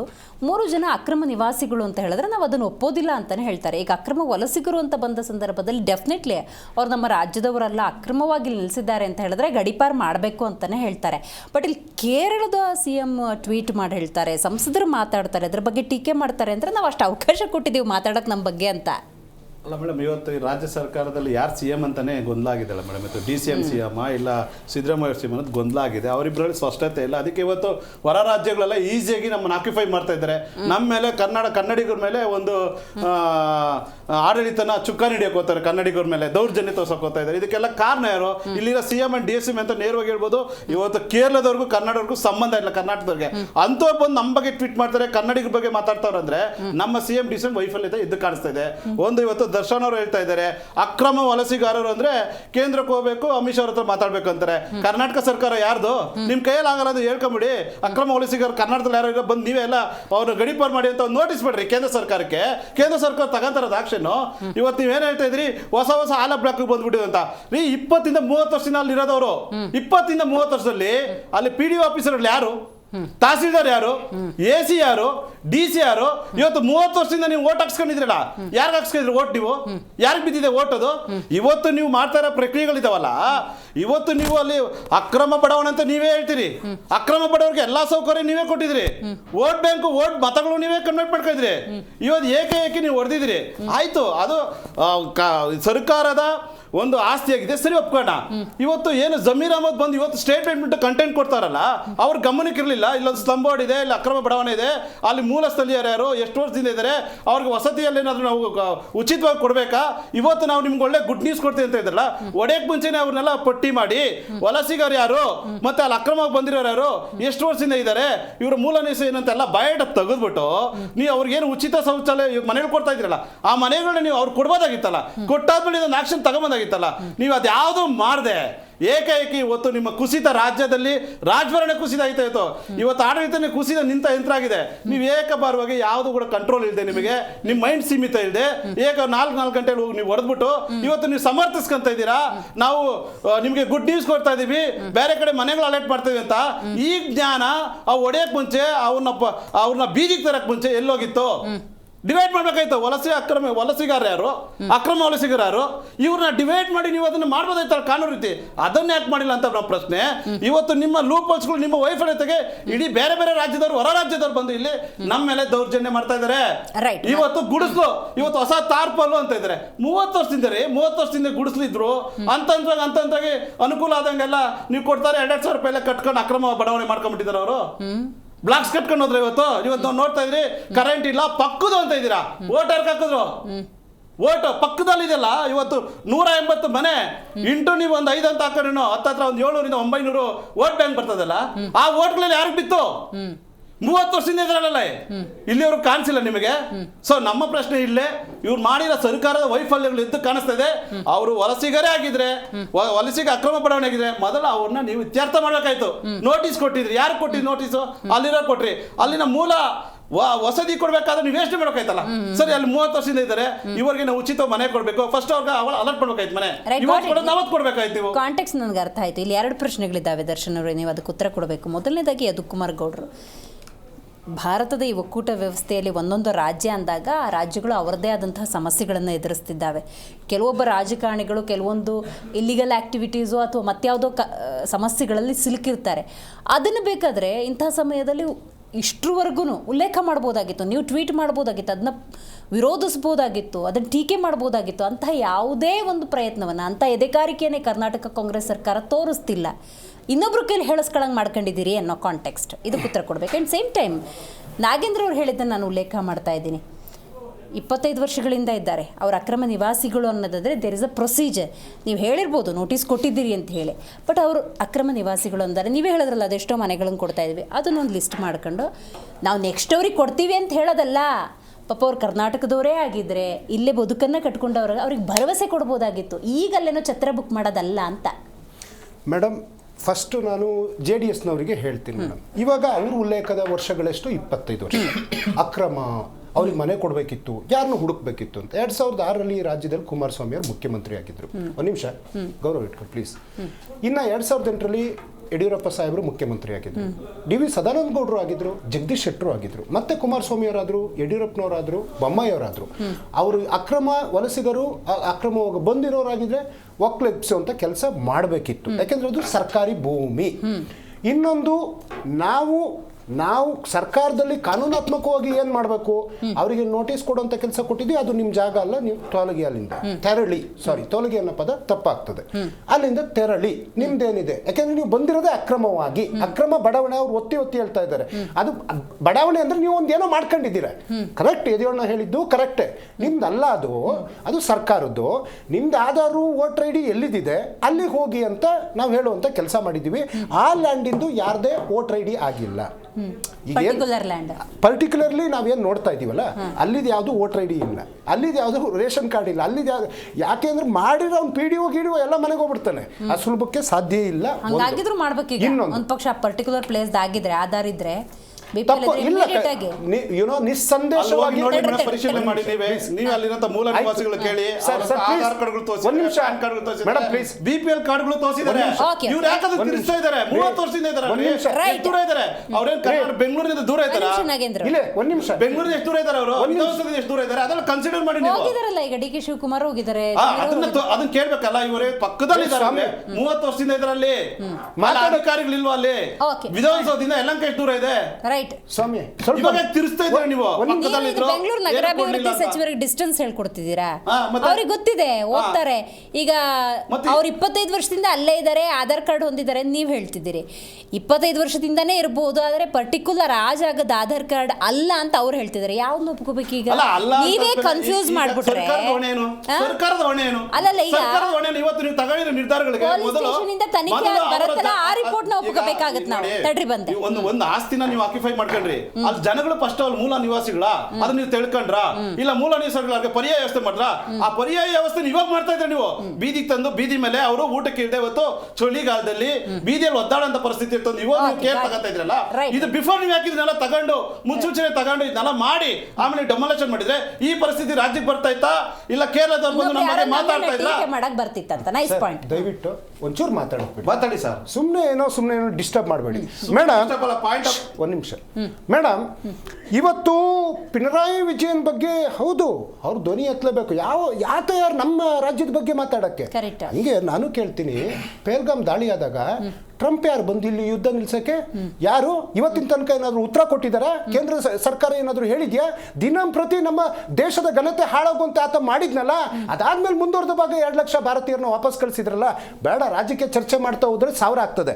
ಇವತ್ತು ಕೇರಳದ ಮುಖ್ಯಮಂತ್ರಿ ಈ ರೀತಿಯಾದಂತಹ ತಿರುಕನ ಕನಸಿಟ್ಟು ಏನಾದ್ರೂ ವೋಟ್ ಬ್ಯಾಂಕ್ ಮಾಡ್ಕೊಬಹುದೇನೋ ಅನ್ನೋದಕ್ಕೆ ಬಹಳ ಮುಖ್ಯ ಕೊಡಲಿ ಪೆಟ್ಟು ಎಲ್ಲಿ ಬಿದ್ದಿದೆ ಅಂದ್ರೆ ಮೇಡಮ್, ಮೊನ್ನೆ ನಡೆದಂತಹ ಗ್ರಾಮ ಪಂಚಾಯತಿ ಚುನಾವಣೆಯಲ್ಲಿ ಕಾಂಗ್ರೆಸ್ 504 ಸೀಟ್ಗಳು 8,000 52 ಅಭ್ಯರ್ಥಿಗಳು ಕಾಂಗ್ರೆಸ್ನವ್ರು ಗೆದ್ರು.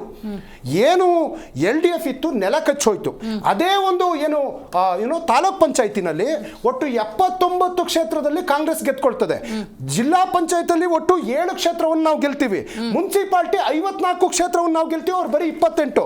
ಕಾರ್ಪೊರೇಷನ್ ನಾವು 4 ಕ್ಷೇತ್ರವನ್ನು ನಾವು ಗೆದ್ದಿದ್ದೀವಿ. ಹಾಲಿ ಸರ್ಕಾರದ ವೈಫಲ್ಯತೆ ಎದ್ದು ಹೋದಾಗ ಇದೊಂದು ಸಮುದಾಯದ ಒಂದು ವೋಟ್ ಬ್ಯಾಂಕ್ ನ ಮಾಡಬಹುದೇನೋ ಅಂತ ದಿನ ಬೆಳಗಾದ್ರೆ ಅದು ಯಾವುದೋ MP-ಗಳೆಲ್ಲ 3 ಕಾಸಿನ ಬೆಲೆ ಕೊಟ್ಟಿಲ್ಲ. ಏನಾದ್ರು ಬೇರೆ ರಾಜ್ಯದ ಒಬ್ಬ ಸಚಿವನೋ ಮತ್ತಿನ್ನೊಬ್ಬ ಬಂದಾಗ ಆಸ್ ಯೂಶುವಲಿ ಒಬ್ಬ ರಾಜ್ಯ ಸರ್ಕಾರ ಶಾಸಕನ ಯಾರು ಭೇಟಿಯಾಗದಿರ್ತದೆ. ನಮ್ಮ ಒಬ್ಬ ಗ್ರಾಮ ಪಂಚಾಯತಿ ಸದಸ್ಯನ ಕೇರಳ ಸಂಸದರುಗಳನ್ನ ಮೂಸು ನೋಡಿಲ್ಲ, ತಿರುಗು ನೋಡಿಲ್ಲ. ನಮ್ಗೆ ಗೊತ್ತು ರಾಜಕೀಯ ದೊಂಬರಾಟ ಮಾಡ್ತಾ ಇದ್ದಾರೆ, ಅದಕ್ಕೆ ನಾವು ಸೊಪ್ಪು ಹಾಕಿಲ್ಲ. ಈಗ ಮಾನ್ಯ ಮುಖ್ಯಮಂತ್ರಿಗಳ ನೇತೃತ್ವದಲ್ಲಿ, ಮಾನ್ಯ ಉಪಮುಖ್ಯಮಂತ್ರಿಗಳ ನಗರಾಭಿವೃದ್ಧಿ ಸಚಿವರ ನೇತೃತ್ವದಲ್ಲಿ ಸಭೆ ನಡೀತಾ ಇದೆ. ಮೇಡಮ್, ಇಲ್ಲಿ ಅರ್ಹ ಫಲಾನುಭವಿಗಳಿಗೆ ನಾವು ಮನೆ ಕೊಡುವಂತ ಕೆಲಸ ಮಾಡ್ತೀವಿ. ಮೇಡಮ್, ನಂದೊಂದು ಚಿಕ್ಕ ಪ್ರಶ್ನೆ ಇದೆ ಮೇಡಮ್. ನಾವೆಲ್ಲ ಬಂದಾಗ ಅನೇಕ ಪ್ರಶ್ನೆಗಳನ್ನ ಮಾಡೋರು. ಇವತ್ತು ಈ ವಿಚಾರನ ಇಟ್ಕೊಂಡು ಮಾತಾಡೋಣ. PM ಆವಾಸ್ ಯೋಜನೆ ಆದ್ಮೇಲೆ ಇಡೀ ದೇಶದಲ್ಲಿ ಗುಡಿಸಲು ಮುಕ್ತ ಮಾಡಿದ್ವಿ. ಈ ಗುಡಿಸಲು ಹೆಂಗ್ ಬಂದ್ವು? ಜಲ್ ಜೀವನ್ ಮಿಷನ್ ಬಂದ್ಮೇಲೆ ಎಲ್ಲಾ ಕಡೆಗೆ ಏನ್ ನೀರು ಹೋಗಿದ್ದು. ಇಲ್ಲಿ ಯಾಕೆ ನೀರಿನ ವ್ಯವಸ್ಥೆ ಇಲ್ಲ? ಅವ್ರದ್ದು ಸ್ವಚ್ಛ ಭಾರತ ಇದರಲ್ಲಿ ನಾವು 100 ಕೋಟಿ ಎಂತದ್ದು ಟಾಯ್ಲೆಟ್ ರೂಮ್ಗಳನ್ನ ಕಟ್ಸಿದೀವಿ. Not even single toilet room ಉದಾಹರಣೆ ಇತ್ತು ಅಂದಿದ್ರೆ, ಯಾಕೆಂದ್ರೆ ಅಲ್ಲಿ ವೋಟರ್ ID ಇದೆ ಅಂತ ಇವ್ರು ಹೇಳ್ತಾರೆ. These all the question will rise. But anyway, I am not going to make the politics here. ಇವತ್ತು ರಾಜ್ಯ ಸರ್ಕಾರ ನಾನು ನೋಡಿ ಮೇಡಮ್, ಮುಜರಾಯಿ ಇಲಾಖೆಯನ್ನು ನಾವು ಒತ್ತಿ ಯಾಕೆ ಹೇಳ್ತಾ ಇದ್ದೀನಿ ಅಂದ್ರೆ, ಎಸ್ BJP ಅವ್ರಿಗೆ ಅವಕಾಶ ಇತ್ತು ನಮ್ಮ ದೇವಸ್ಥಾನದ ಆಸ್ತಿಗಳನ್ನ ಉಳಿಸ್ಕೊಳ್ಳೋದಕ್ಕೆ. ರಾಮಲಿಂಗಾರೆಡ್ಡಿ ಅವ್ರು ಬಂದ್ಮೇಲೆ 11,000 ಎಕರೆ ನಮ್ಮ ದೇವಸ್ಥಾನದ ಭೂಮಿಯನ್ನ ನಮ್ಮ ಸರ್ಕಾರ ವಶಪಡಿಸ್ಕೊಳ್ತಲ್ಲ. ಅರಣ್ಯ, ನಾವೇನು ಭೂಮಿ ತಾಯಿಯ ಪೂಜೆ ಮಾಡ್ತೀವಿ, ಅರಣ್ಯ ಒತ್ತುವರಿದು 4,000 ಎಕರೆ ನಾವು ಏನು ತಗೊಂಡ್ವಲ್ಲ, ಕಬ್ಜಾ ಮಾಡ್ಕೊಂಡ್ವಲ್ಲ ಸರ್ಕಾರದ್ದು. ಹಾಗೇನೆ ಇವತ್ತು ಇದು ಪ್ಯೂರ್ಲಿ ಮೇಡಮ್. ಇನ್ನೊಂದು ಚಿಕ್ಕದು ಮೇಡಮ್, RCB ಮ್ಯಾಚ್ ಆಯಿತು. ನಾನು ಹೇಳ್ತೀನಿ, ನಮ್ಮ ವೈಫಲ್ಯ ಅಂದರೆ ಅಲ್ಲಿ ಯಾರೋ ಸತ್ತೋದ್ರು, ಏನೋ ಆಯಿತು. ಮೇಡಮ್, ನಾಳೆ ದಿನ ಉದಾಹರಣೆ ಈ ಜನಗಳು ಅಲ್ಲೇ ಇದ್ದು ಅಲ್ಲಿ ತ್ಯಾಜ್ಯ ಎಲ್ಲ ಹಾಕಿ ಆ ವಿಷಕಾರಿ ಅನಿಲದಿಂದನೋ ಅಥವಾ ಮತ್ತಿನ್ನೊಂದಿಂದನೋ, ಒಂದು ನಿಮಿಷ, 190 ಜನ ಆ ಕುಟುಂಬ ಅಂದರೆ ಒಂದು 500 ಜನ ಏನಾದರೂ ಹೆಚ್ಚು ಕಮ್ಮಿ ಆದರೆ ಯಾರು ಹೊಣೆ? ಸೊ ಅದು ಯೋಗ್ಯವಲ್ಲದ ಜಾಗ. ಆಮೇಲೆ ಯಾರಿಗೆ ನಿಜವಾಗ್ಲೂ ಫಲಾನುಭವಿಗಳು ಮನೆ ತಗೊಳ್ಳಿಕ್ಕೆ ಮನೆ ಇಲ್ದವರು, ಈಗ ವೋಟರ್ ID ಇದೆ, ಆಧಾರ್ ಕಾರ್ಡ್ ಇದೆ, ಮತ್ತಿನ್ನೊಂದು ಅದು ಬಾಡಿಗೆ ಮನೆ ಆದ್ರೆ ಅಕ್ರಮದವ್ರಿಗೆ ಅಕ್ರಮ ರೀತಿಯಲ್ಲಿ ಆಧಾರ್ ವೋಟರ್ ID ಕೊಟ್ಬಿಟ್ಟಿದ್ರೆ ನೀವು ಅವರಿಗೆ ಕೂಡ ಯಾವ ವ್ಯಕ್ತಿ ಏನಾದ್ರು ಮೇಡಮ್, ನಮ್ಮ ಧ್ವನಿ ಯಾವ್ದು ಹೇಳಿ? ವೋಟ್ ಚೋರಿ ಬಗ್ಗೆನೇ ನಾವು ಮಾತಾಡ್ತಾ ಇದೀವಿ. ಅದ್ರ ವಿರುದ್ಧನೇ ನಾವು ಧ್ವನಿ ಎತ್ತಾ ಇದೀವಿ ಇಡೀ ದೇಶಾದ್ಯಂತ. ಅದರಲ್ಲಿ ಉದಾಹರಣೆ ಮೇಡಮ್, ಶಿವಾಜಿನಗರದ ಒಂದು ಕಂಪ್ಲೇಂಟ್ ಆದಾಗ ಒಬ್ಬ IAS ಸಸ್ಪೆಂಡ್ ಆಗಿದ್ದಾನೆ ವೋಟ್ ಚೋರಿ ವಿಚಾರಕ್ಕೆ. ಹಾಗೇನೆ ಅನೇಕ ಎನ್ಕ್ವೈರಿಗಳು ನಡೀತಾ ಇದೆ, ಸುಪ್ರೀಂ ಕೋರ್ಟ್ ಅಲ್ಲಿ ಕೇಸ್ ಇದೆ. ಎಸ್, ಇದ್ರಲ್ಲೂ ಏನಾದ್ರೂ ಆ ರೀತಿ ಆಗಿತ್ತು ಅಂತಂದ್ರೆ, ಮಾದೇವಪುರದಲ್ಲಿ ನಾವು 1,250,000 ವೋಟ್ಗಳು ಮತ ಚೋರಿ ಅಂತಾನೆ ಹೇಳಿದ್ವಲ್ಲ. ಇದು ನೋಡೋಣ, ಇವೆಲ್ಲ ಬಂದಾಗ ಖಂಡಿತವಾಗ್ಲೂ ನಿಸ್ಸಂದೇಶವಾಗಿ ಯಾರು ತಪ್ಪು ಮಾಡಿದ್ದಾರೆ ಅವರಿಗೆ ಶಿಕ್ಷೆ, ಯಾರು ಈ ರೀತಿ ಅತಿಕ್ರಮ ಪ್ರವೇಶ ಆಗಿದೆ ಅವರಿಗೆ ಏನಾದ್ರೂ ಅವರು ನಿಜವಾದ ಫಲಾನುಭವಿಗಳು ಆಗಿದ್ದು ಭಾರತದ ಮಣ್ಣಲ್ಲಿ ಕನ್ನಡಿಗರಾಗಿ ಹುಟ್ಟಿದ್ರೆ ಅವರಿಗೆ ಮನೆ ಕೊಡುವಂತ ಕೆಲಸ ಮಾಡ್ತೀವಿ ನಾವು. ಇವತ್ತು ಪಿಣರಾಯಿ ವಿಜಯನ್ ಅಥವಾ ಅವ್ರ ಸಂಗಡಿಗರೇನಾದ್ರೂ ಏನಾದ್ರೂ ಆಕಾಶ ನೋಡಿ ಉಗಿತಾ ಇದ್ದಾರೆ ಅಂತಂದ್ರೆ ಅವರ ಉಗುಳು ಅವರ ಮುಖಕ್ಕೆ ಬೀಳ್ತದೆ. ಅಲ್ಲ, ಆದ್ರೂ ದರ್ಶನ್ ಅವ್ರೆ ಅವ್ರು ಮಾತಾಡಕ್ ಅವಕಾಶ ಕೊಟ್ಟರು ತಪ್ಪು. ಸಿ ಮೇಡಮ್, ಈಗ ನಾನು ಟ್ರಂಪ್ ಗುಂಡಿಗೆ ಬಿದ್ದಿರೋ ತೋಳಕ್ಕೆ ಆಡೋದು ಕಲ್ಲು ಅನ್ನಂಗಾಗಿದೆ. ರಾಜ್ಯದ ಮುಖ್ಯಮಂತ್ರಿ ಪಾಕಿಸ್ತಾನದ ಫೋಟೋಗಳನ್ನ ತೋರಿಸ್ಬಿಟ್ರು, ನಾವು ಅದನ್ನ ಹೆಂಗ್ ತಗೋಬೇಕಾಗಲ್ಲ? ಹೆಂಗ್ ತಗೋಬೇಕು? ರಾಜ್ಯದ ಮುಖ್ಯಮಂತ್ರಿ ಸಿದ್ದರಾಮಯ್ಯ ಪಾಕಿಸ್ತಾನದಲ್ಲಿ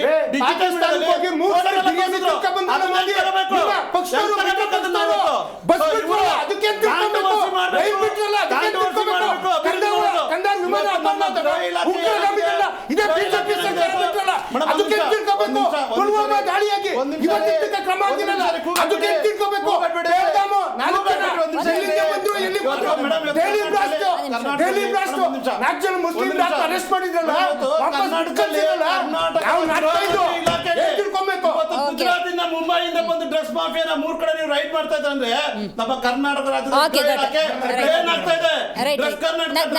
ನಿಮ್ಮ ಅರವಿಂದ್ ಬೆಲ್ಲದವರು ಆಯ್ತಾಯ್ತು, ಅರವಿಂದ್ ಬೆಲ್ಲದವರು ಇರಿ ನಾಗೇಂದ್ರ ಅವರೇ ಒಂದು ನಿಮಿಷ. ಅರವಿಂದ್ ಬೆಲ್ಲದವರು ಒಂದು ಸ್ಟೇಟ್ಮೆಂಟ್ ಕೊಟ್ಟಿದ್ದಾರೆ. ಅದ್ರ ಪ್ರಕಾರವೇ ನೋಡೋದಾದ್ರೆ ಕೇರಳದ ಮುಸ್ಲಿಂ ಓಲೈಕೆ ಕಾಂಗ್ರೆಸ್ನವರು ಮುಂದಾಗಿದ್ದಾರೆ ಅಂತ. ಇದು ಹೆಂಗೆ ಅಂತ ಆ ಕಾಂಟೆಕ್ಸ್ಟ್ ನೀವು ತಿಳಿಸ್ಬೇಕು. ರೋಹಿಂಗ್ಯಾದವ್ರು ಕೂಡ ಅಲ್ಲಿದ್ದಾರೆ ಅಕ್ರಮವಾಗಿ ಅನ್ನುವಂಥ ಮಾಹಿತಿ ಇದೆ, ಹೌದಾ? ಇದ್ರ ಬಗ್ಗೆ ಏನು ಹೇಳ್ತೀರಿ ಅಂತ? ಮೇಡಮ್, ಮೊದಲನೇದಾಗಿ ದರ್ಶನ್ ಅವರು ಯಾವ್ದಾವ್ದಕ್ಕೂ ಬೇರೆ ಬೇರೆ ಇದಕ್ಕೆ ಹೋಲಿಕೆ ಕೊಡ್ತಾ ಇದ್ದಾರೆ. This is called beating around the bush ಅಂತ. ಬೀಟಿಂಗ್ ಅರೌಂಡ್ ದ ಬುಷ್ ನಾನು ಹೇಳ್ತಾ ಇರುವಂತದ್ದು, ಪಕ್ಕದ ರಾಜ್ಯ ಒಂದು ಏನಂತಾರೆ, ಒಂದು ರಿಸರ್ಚ್ ಒಂದು ದೊಡ್ಡ ಇಶ್ಯೂ ಇದು. ಯಾಕಂದ್ರೆ ಯು ಕ್ಯಾನ್ ಈಸಿಲಿ ಏನಂತಾರೆ go and interfere in the next state politics ಅಂತ ಅಂದಾಗ ಒಂದು PhD ಮಾಡಕ್ಕೆಲ್ಲ ಥಿಯರಿಟಿಕಲ್ ಒಂದು ಇದು. ನಾ ಹೇಳ್ತಾ ಇರೋದು, ಈಗ ಸರ್ಕಾರ ಬಂದ್ಮೇಲೆ ಸರ್ಕಾರ ಹಲವಾರು BDA ಎನ್ರೋಚ್ಮೆಂಟ್ ಮಾಡಿದೆ, ಅಂದ್ರೆ ತೆರವುಗೊಳಿಸಿದೆ. ಅವಾಗ ಯಾವ್ದಾದ್ರು ಈ ಪ್ರಶ್ನೆ ಬಂತ ಮೇಡಮ್, ಅದಲ್ಲಿ ಪ್ರಶ್ನೆ ಬಂತದ್ದು, ಸರ್ಕಾರದ ಭೂಮಿ ಸರ್ಕಾರಕ್ಕೆ ನಿಯಮಿತವಾಗಿ ಬರಬೇಕು, ಯಾರು ಅತಿಕ್ರಮಣ ಮಾಡಿದ್ದಾರೆ ಅದನ್ನ ಸರ್ಕಾರ ವಾಪಸ್ ತಗೊಳ್ತು. ನೀವು ಅದನ್ನ ಅತಿಕ್ರಮಣ ಅಂತ ನೀವು ಇದ್ ಮಾಡಿ ನಿಮ್ಮ ಅಧಿಕಾರಿಗಳು ಒಂದು ದೊಡ್ಡ ಲಿಸ್ಟ್ ಕೊಟ್ಟಿರ್ತಾ ಇರ್ತಾನೆ, ಅದ್ರಲ್ಲಿ 100 ಜನ ಇದ್ದಾರೆ, 1000 ಜನ ಇದ್ದಾರೆ, ಅವ್ರ ಹೆಸರು ಅವ್ರ ಕುಲ ಗೋತ್ರ ಕೊಟ್ಟಿರ್ತಾ ಇರ್ತಾರೆ. ಒಂದು ನೋಟಿಸ್ ಕೊಡ್ಬೇಕಾದ್ರೆ ನೀವು ಅನ್ನೋನ್ ನೇಮ್ಗೆ ನೋಟಿಸ್ ಕೊಡ್ತೀರಾ, ನೀವು ನೋನ್ ನೇಮ್ ತರ ನೋಟಿಸ್ ಕೊಡ್ತೀರಾ, ನೀವು ಅವನ ವಯಸ್ಸೆಷ್ಟು, ಅವ್ನು ಯಾರು ಏನು ಅಂತ ಕೊಡ್ತಿರತ್ತಾನೆ. ಅವಾಗ ನೀವು ನೋಟಿಸ್ ಕೊಟ್ಟಿದ್ದೀರಾ ಅಂತ ನಿಜ ಅಂತ ಆದ್ರೆ ಇವರೆಲ್ಲ ಗೊತ್ತಿರೋರ್ತಾರೆ ನಿಮ್ಗೆ, ಅದಲ್ಲಿ ಗೊತ್ತಿರುತ್ತೆ, ಸರ್ಕಾರ ಗೊತ್ತಿರುತ್ತಾನೆ.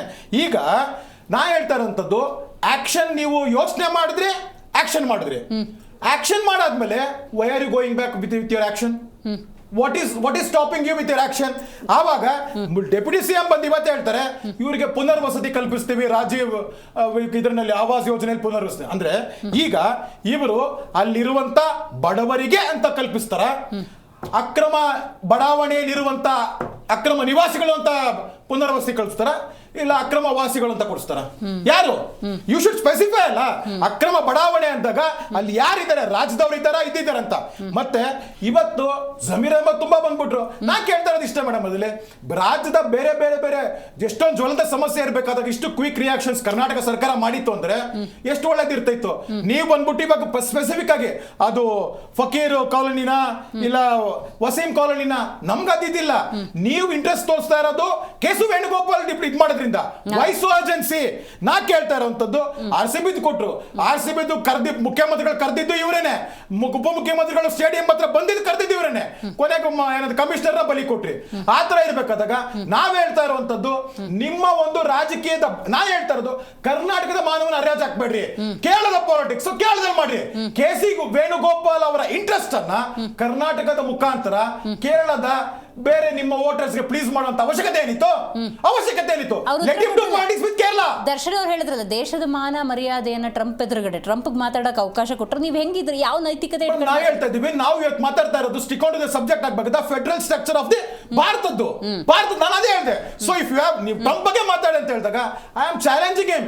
ಲೆಟ್ ದ ಚೀಫ್ ಮಿನಿಸ್ಟರ್ ಒಂದು ಗೋಲ್ಡ್ ಇದರಲ್ಲಿ ಸ್ಮಗ್ಲಿಂಗ್ ನಲ್ಲಿ ಪಿನಾರ ಅವರ ಇದಕ್ಕೆ ಕೇರಳದ ಮುಖ್ಯಮಂತ್ರಿಯ ದ್ವಾರಕ್ಕೆ ಬರುತ್ತೆ. ಲೆಟ್ ಹಿಮ್ ಟ್ವೀಟ್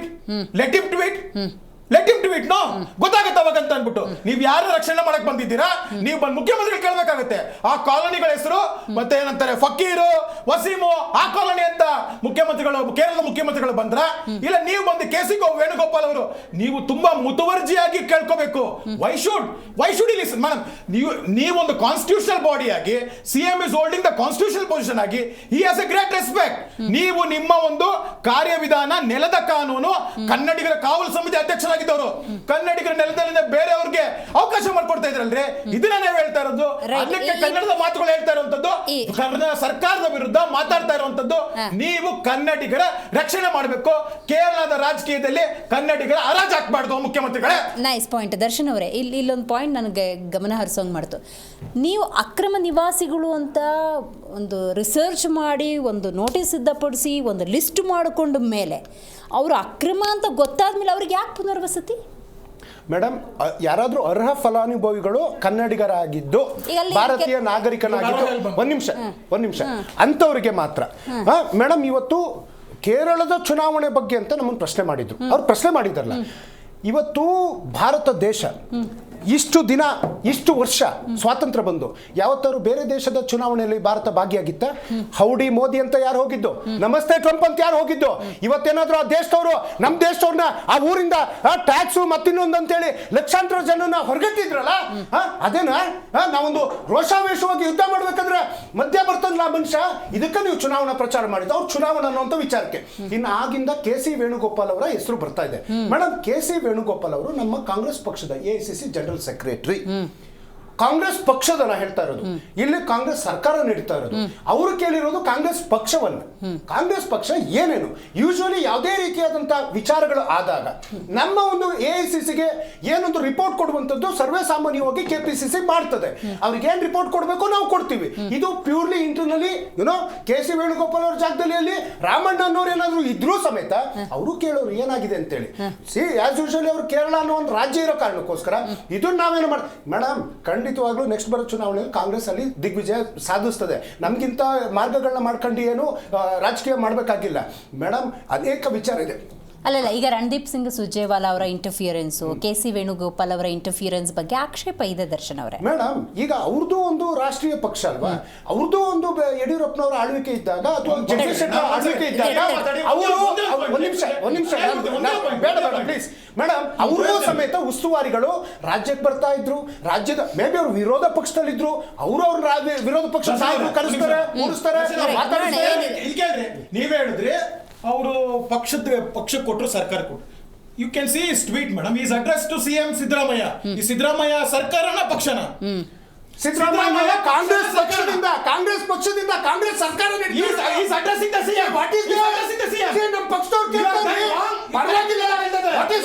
ದರ್ಶನ್ ಅವರೇ, which is very simple. KC. Venugopal ಅವರು ನೋಡಿ,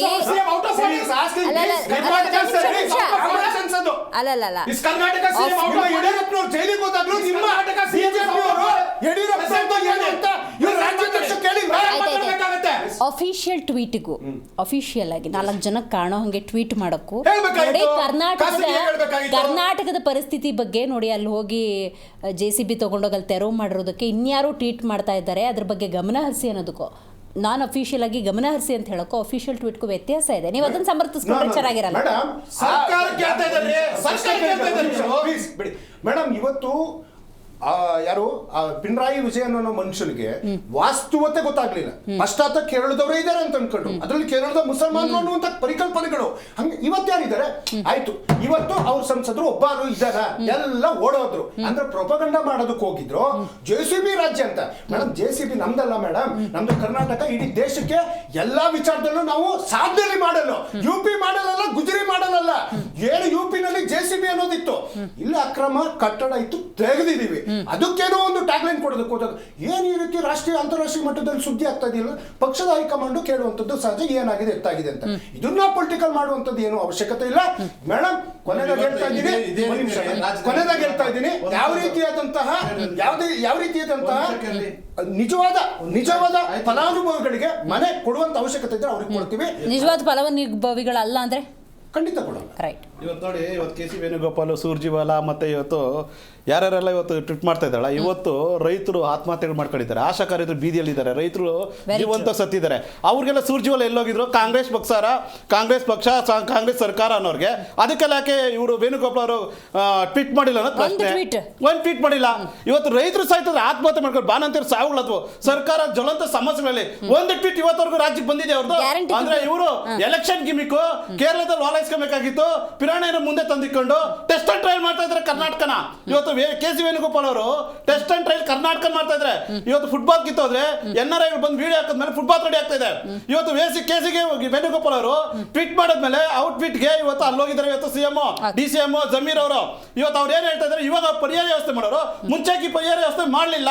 ಯಾಕಂದ್ರೆ ಲಿಸ್ಟ್ ಆಫ್ ಕೊಟೇಶನ್ ಇರ್ಲಿಲ್ವಾ, ವೋಟ್ ಬ್ಯಾಂಕ್ ಲಿಸ್ಟ್ ಇರ್ಲಿಲ್ವಾ, DC ಕನ್ಸಿಡರ್ ಇರ್ಲಿಲ್ಲ, AC ಕನ್ಸಿಡರ್ ಇರ್ಲಿಲ್ಲ, ತಹಸೀಲ್ದಾರ್ ಗೊತ್ತಿರ್ಲಿಲ್ವಾ, PDO ಗೊತ್ತಿರ್ಲಿಲ್ಲ. ಇದೆಲ್ಲ ಅಂದ್ರೆ 30 ವರ್ಷದಿಂದ ಇರೋರು ಗೊತ್ತೇ ಇಲ್ವಾ? ಎಲ್ಲಿದ್ದೀವಿ ನಾವು, ಯಾವ ರಾಜ್ಯದಲ್ಲಿ ಇದ್ದೀವಿ ನಾವು? ಯಾಕ್ರಿ ಜನ ಮೇಲೆ ಗೂಬೆ ಕೂರಿಸ್ತಾ ಇದ್ರಿ? ಒಂದು ಕಾನೂನು ರೀತಿ ಪ್ರಕ್ರಿಯೆಗಳನ್ನ ಮಾಡ್ಬೇಕಾಯ್ತು. ಕಾನೂನು ರೀತಿ ಪ್ರಕ್ರಿಯೆಗಳು ಮಾಡದೆ ಇವತ್ತು ಪಿರಾಣಯ್ಯಗಳು ಬರ್ತಾರೆ, ಕೆ.ಸಿ. ವೇಣುಗೋಪಾಲ್ ಬರ್ತಾರೆ, ಇನ್ನು 100 ನಮ್ಮ ಮೇಲೆ ಜನ ಬರ್ತಾರೆ ಕನ್ನಡಿಗರ ಮೇಲೆ. ಯಾಕಂದ್ರೆ 140 ಸೀಟ್ ಕೊಟ್ಟಿದ್ವಲ್ಲ ಕಾಂಗ್ರೆಸ್ ಸರ್ಕಾರಕ್ಕೆ, ಪ್ರತಿ ಸಲ ನಮ್ಮ ಮೇಲೆ ಆಗ್ತಾ ಇರ್ತಾರೆ. ಯದುಕುಮಾರ್ ಗೌಡ್ರು ಮೇಡಮ್, ಅವ್ರಿಗೆ ಹೇಳುವಂಥದ್ದು ಕೆ.ಸಿ. ವೇಣುಗೋಪಾಲ್ ಹೇಳಿದ್ರೆ ಏನು ತಪ್ಪು ಅಂತ ಖಂಡಿತವಾಗ್ಲೇನು ತಪ್ಪಿಲ್ಲ. ಆದ್ರೆ ಕೆ.ಸಿ. ವೇಣುಗೋಪಾಲ್ ಅವರು ಗುಂಡಿಗಳ ಬಗ್ಗೆ ಏನು ಮಾತಾಡಿಲ್ಲ. DCMಗೆ ಒಂದು ಬುದ್ಧಿ ಮಾತು ಹೇಳ್ಬೋದಾಗಿತ್ತಲ್ಲ. ರಾಜ್ಯದ ಸರ್ಕಾರದ ಕಾಂಗ್ರೆಸ್ ಸರ್ಕಾರದ ಹಿತ ಕಾಣ್ತಾ ಇದ್ರೆ ಗುಂಡಿಗಳ ಬಗ್ಗೆ ಹೇಳ್ಬೇಕಾಗಿತ್ತು. ಏನಂತಾರೆ, ಬೆಳಗಾವಿ ಅಧಿವೇಶನದಲ್ಲಿ ಉತ್ತರ ಕರ್ನಾಟಕದ ಬಗ್ಗೆ ಮಾತಾಡ್ತಾ ಇರ್ಬೇಕಾದಾಗ ಒಂದು ಪ್ಯಾಕೇಜ್ ಕೊಡಿ ಅವ್ರಿಗೆ ಅಂತ ಹೇಳ್ಬೇಕಾಗಿತ್ತು. ಅದು ಹೇಳಿಲ್ಲ. ಯಾವ್ದು ಕೊಡ್ರಿ? ರಾಜ್ಯದ ಕಾಂಗ್ರೆಸ್ ಸರ್ಕಾರ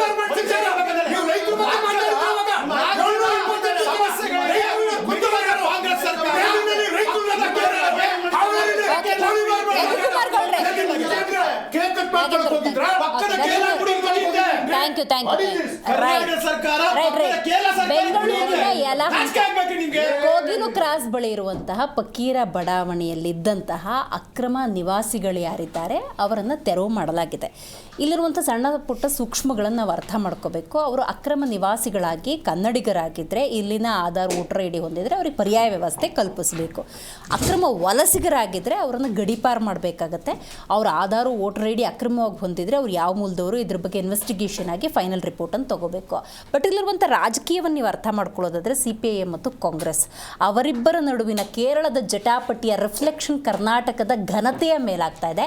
ಇಮಿಡಿಯೇಟ್ ಆಗಿ ಮುಖ್ಯಮಂತ್ರಿ ಸಿದ್ದರಾಮಯ್ಯನವರು ಇದರ ಬಗ್ಗೆ ಸರಿಯಾದಂಥ ಟ್ವೀಟ್ನ ಮೂಲಕ ಅಥವಾ ಒಂದು ಮಾತಿನ ಮೂಲಕ ಉತ್ತರವನ್ನು ಕೊಟ್ಟರೆ ಕರ್ನಾಟಕದ ಘನತೆಯನ್ನು ಎತ್ತಿ ಹಿಡಿಯಬಹುದು ಅಂತ ಹೇಳ್ತಾ ಇವತ್ತಿನ ಕಾರ್ಯಕ್ರಮವನ್ನು ಮುಗಿಸೋಣ. ನೋಡ್ತಾ ಇರಿ ಜೀ ಕನ್ನಡ ನ್ಯೂಸ್, ಸತ್ಯವೇ ಸುದ್ದಿಯೇ ಜೀವಾಳ.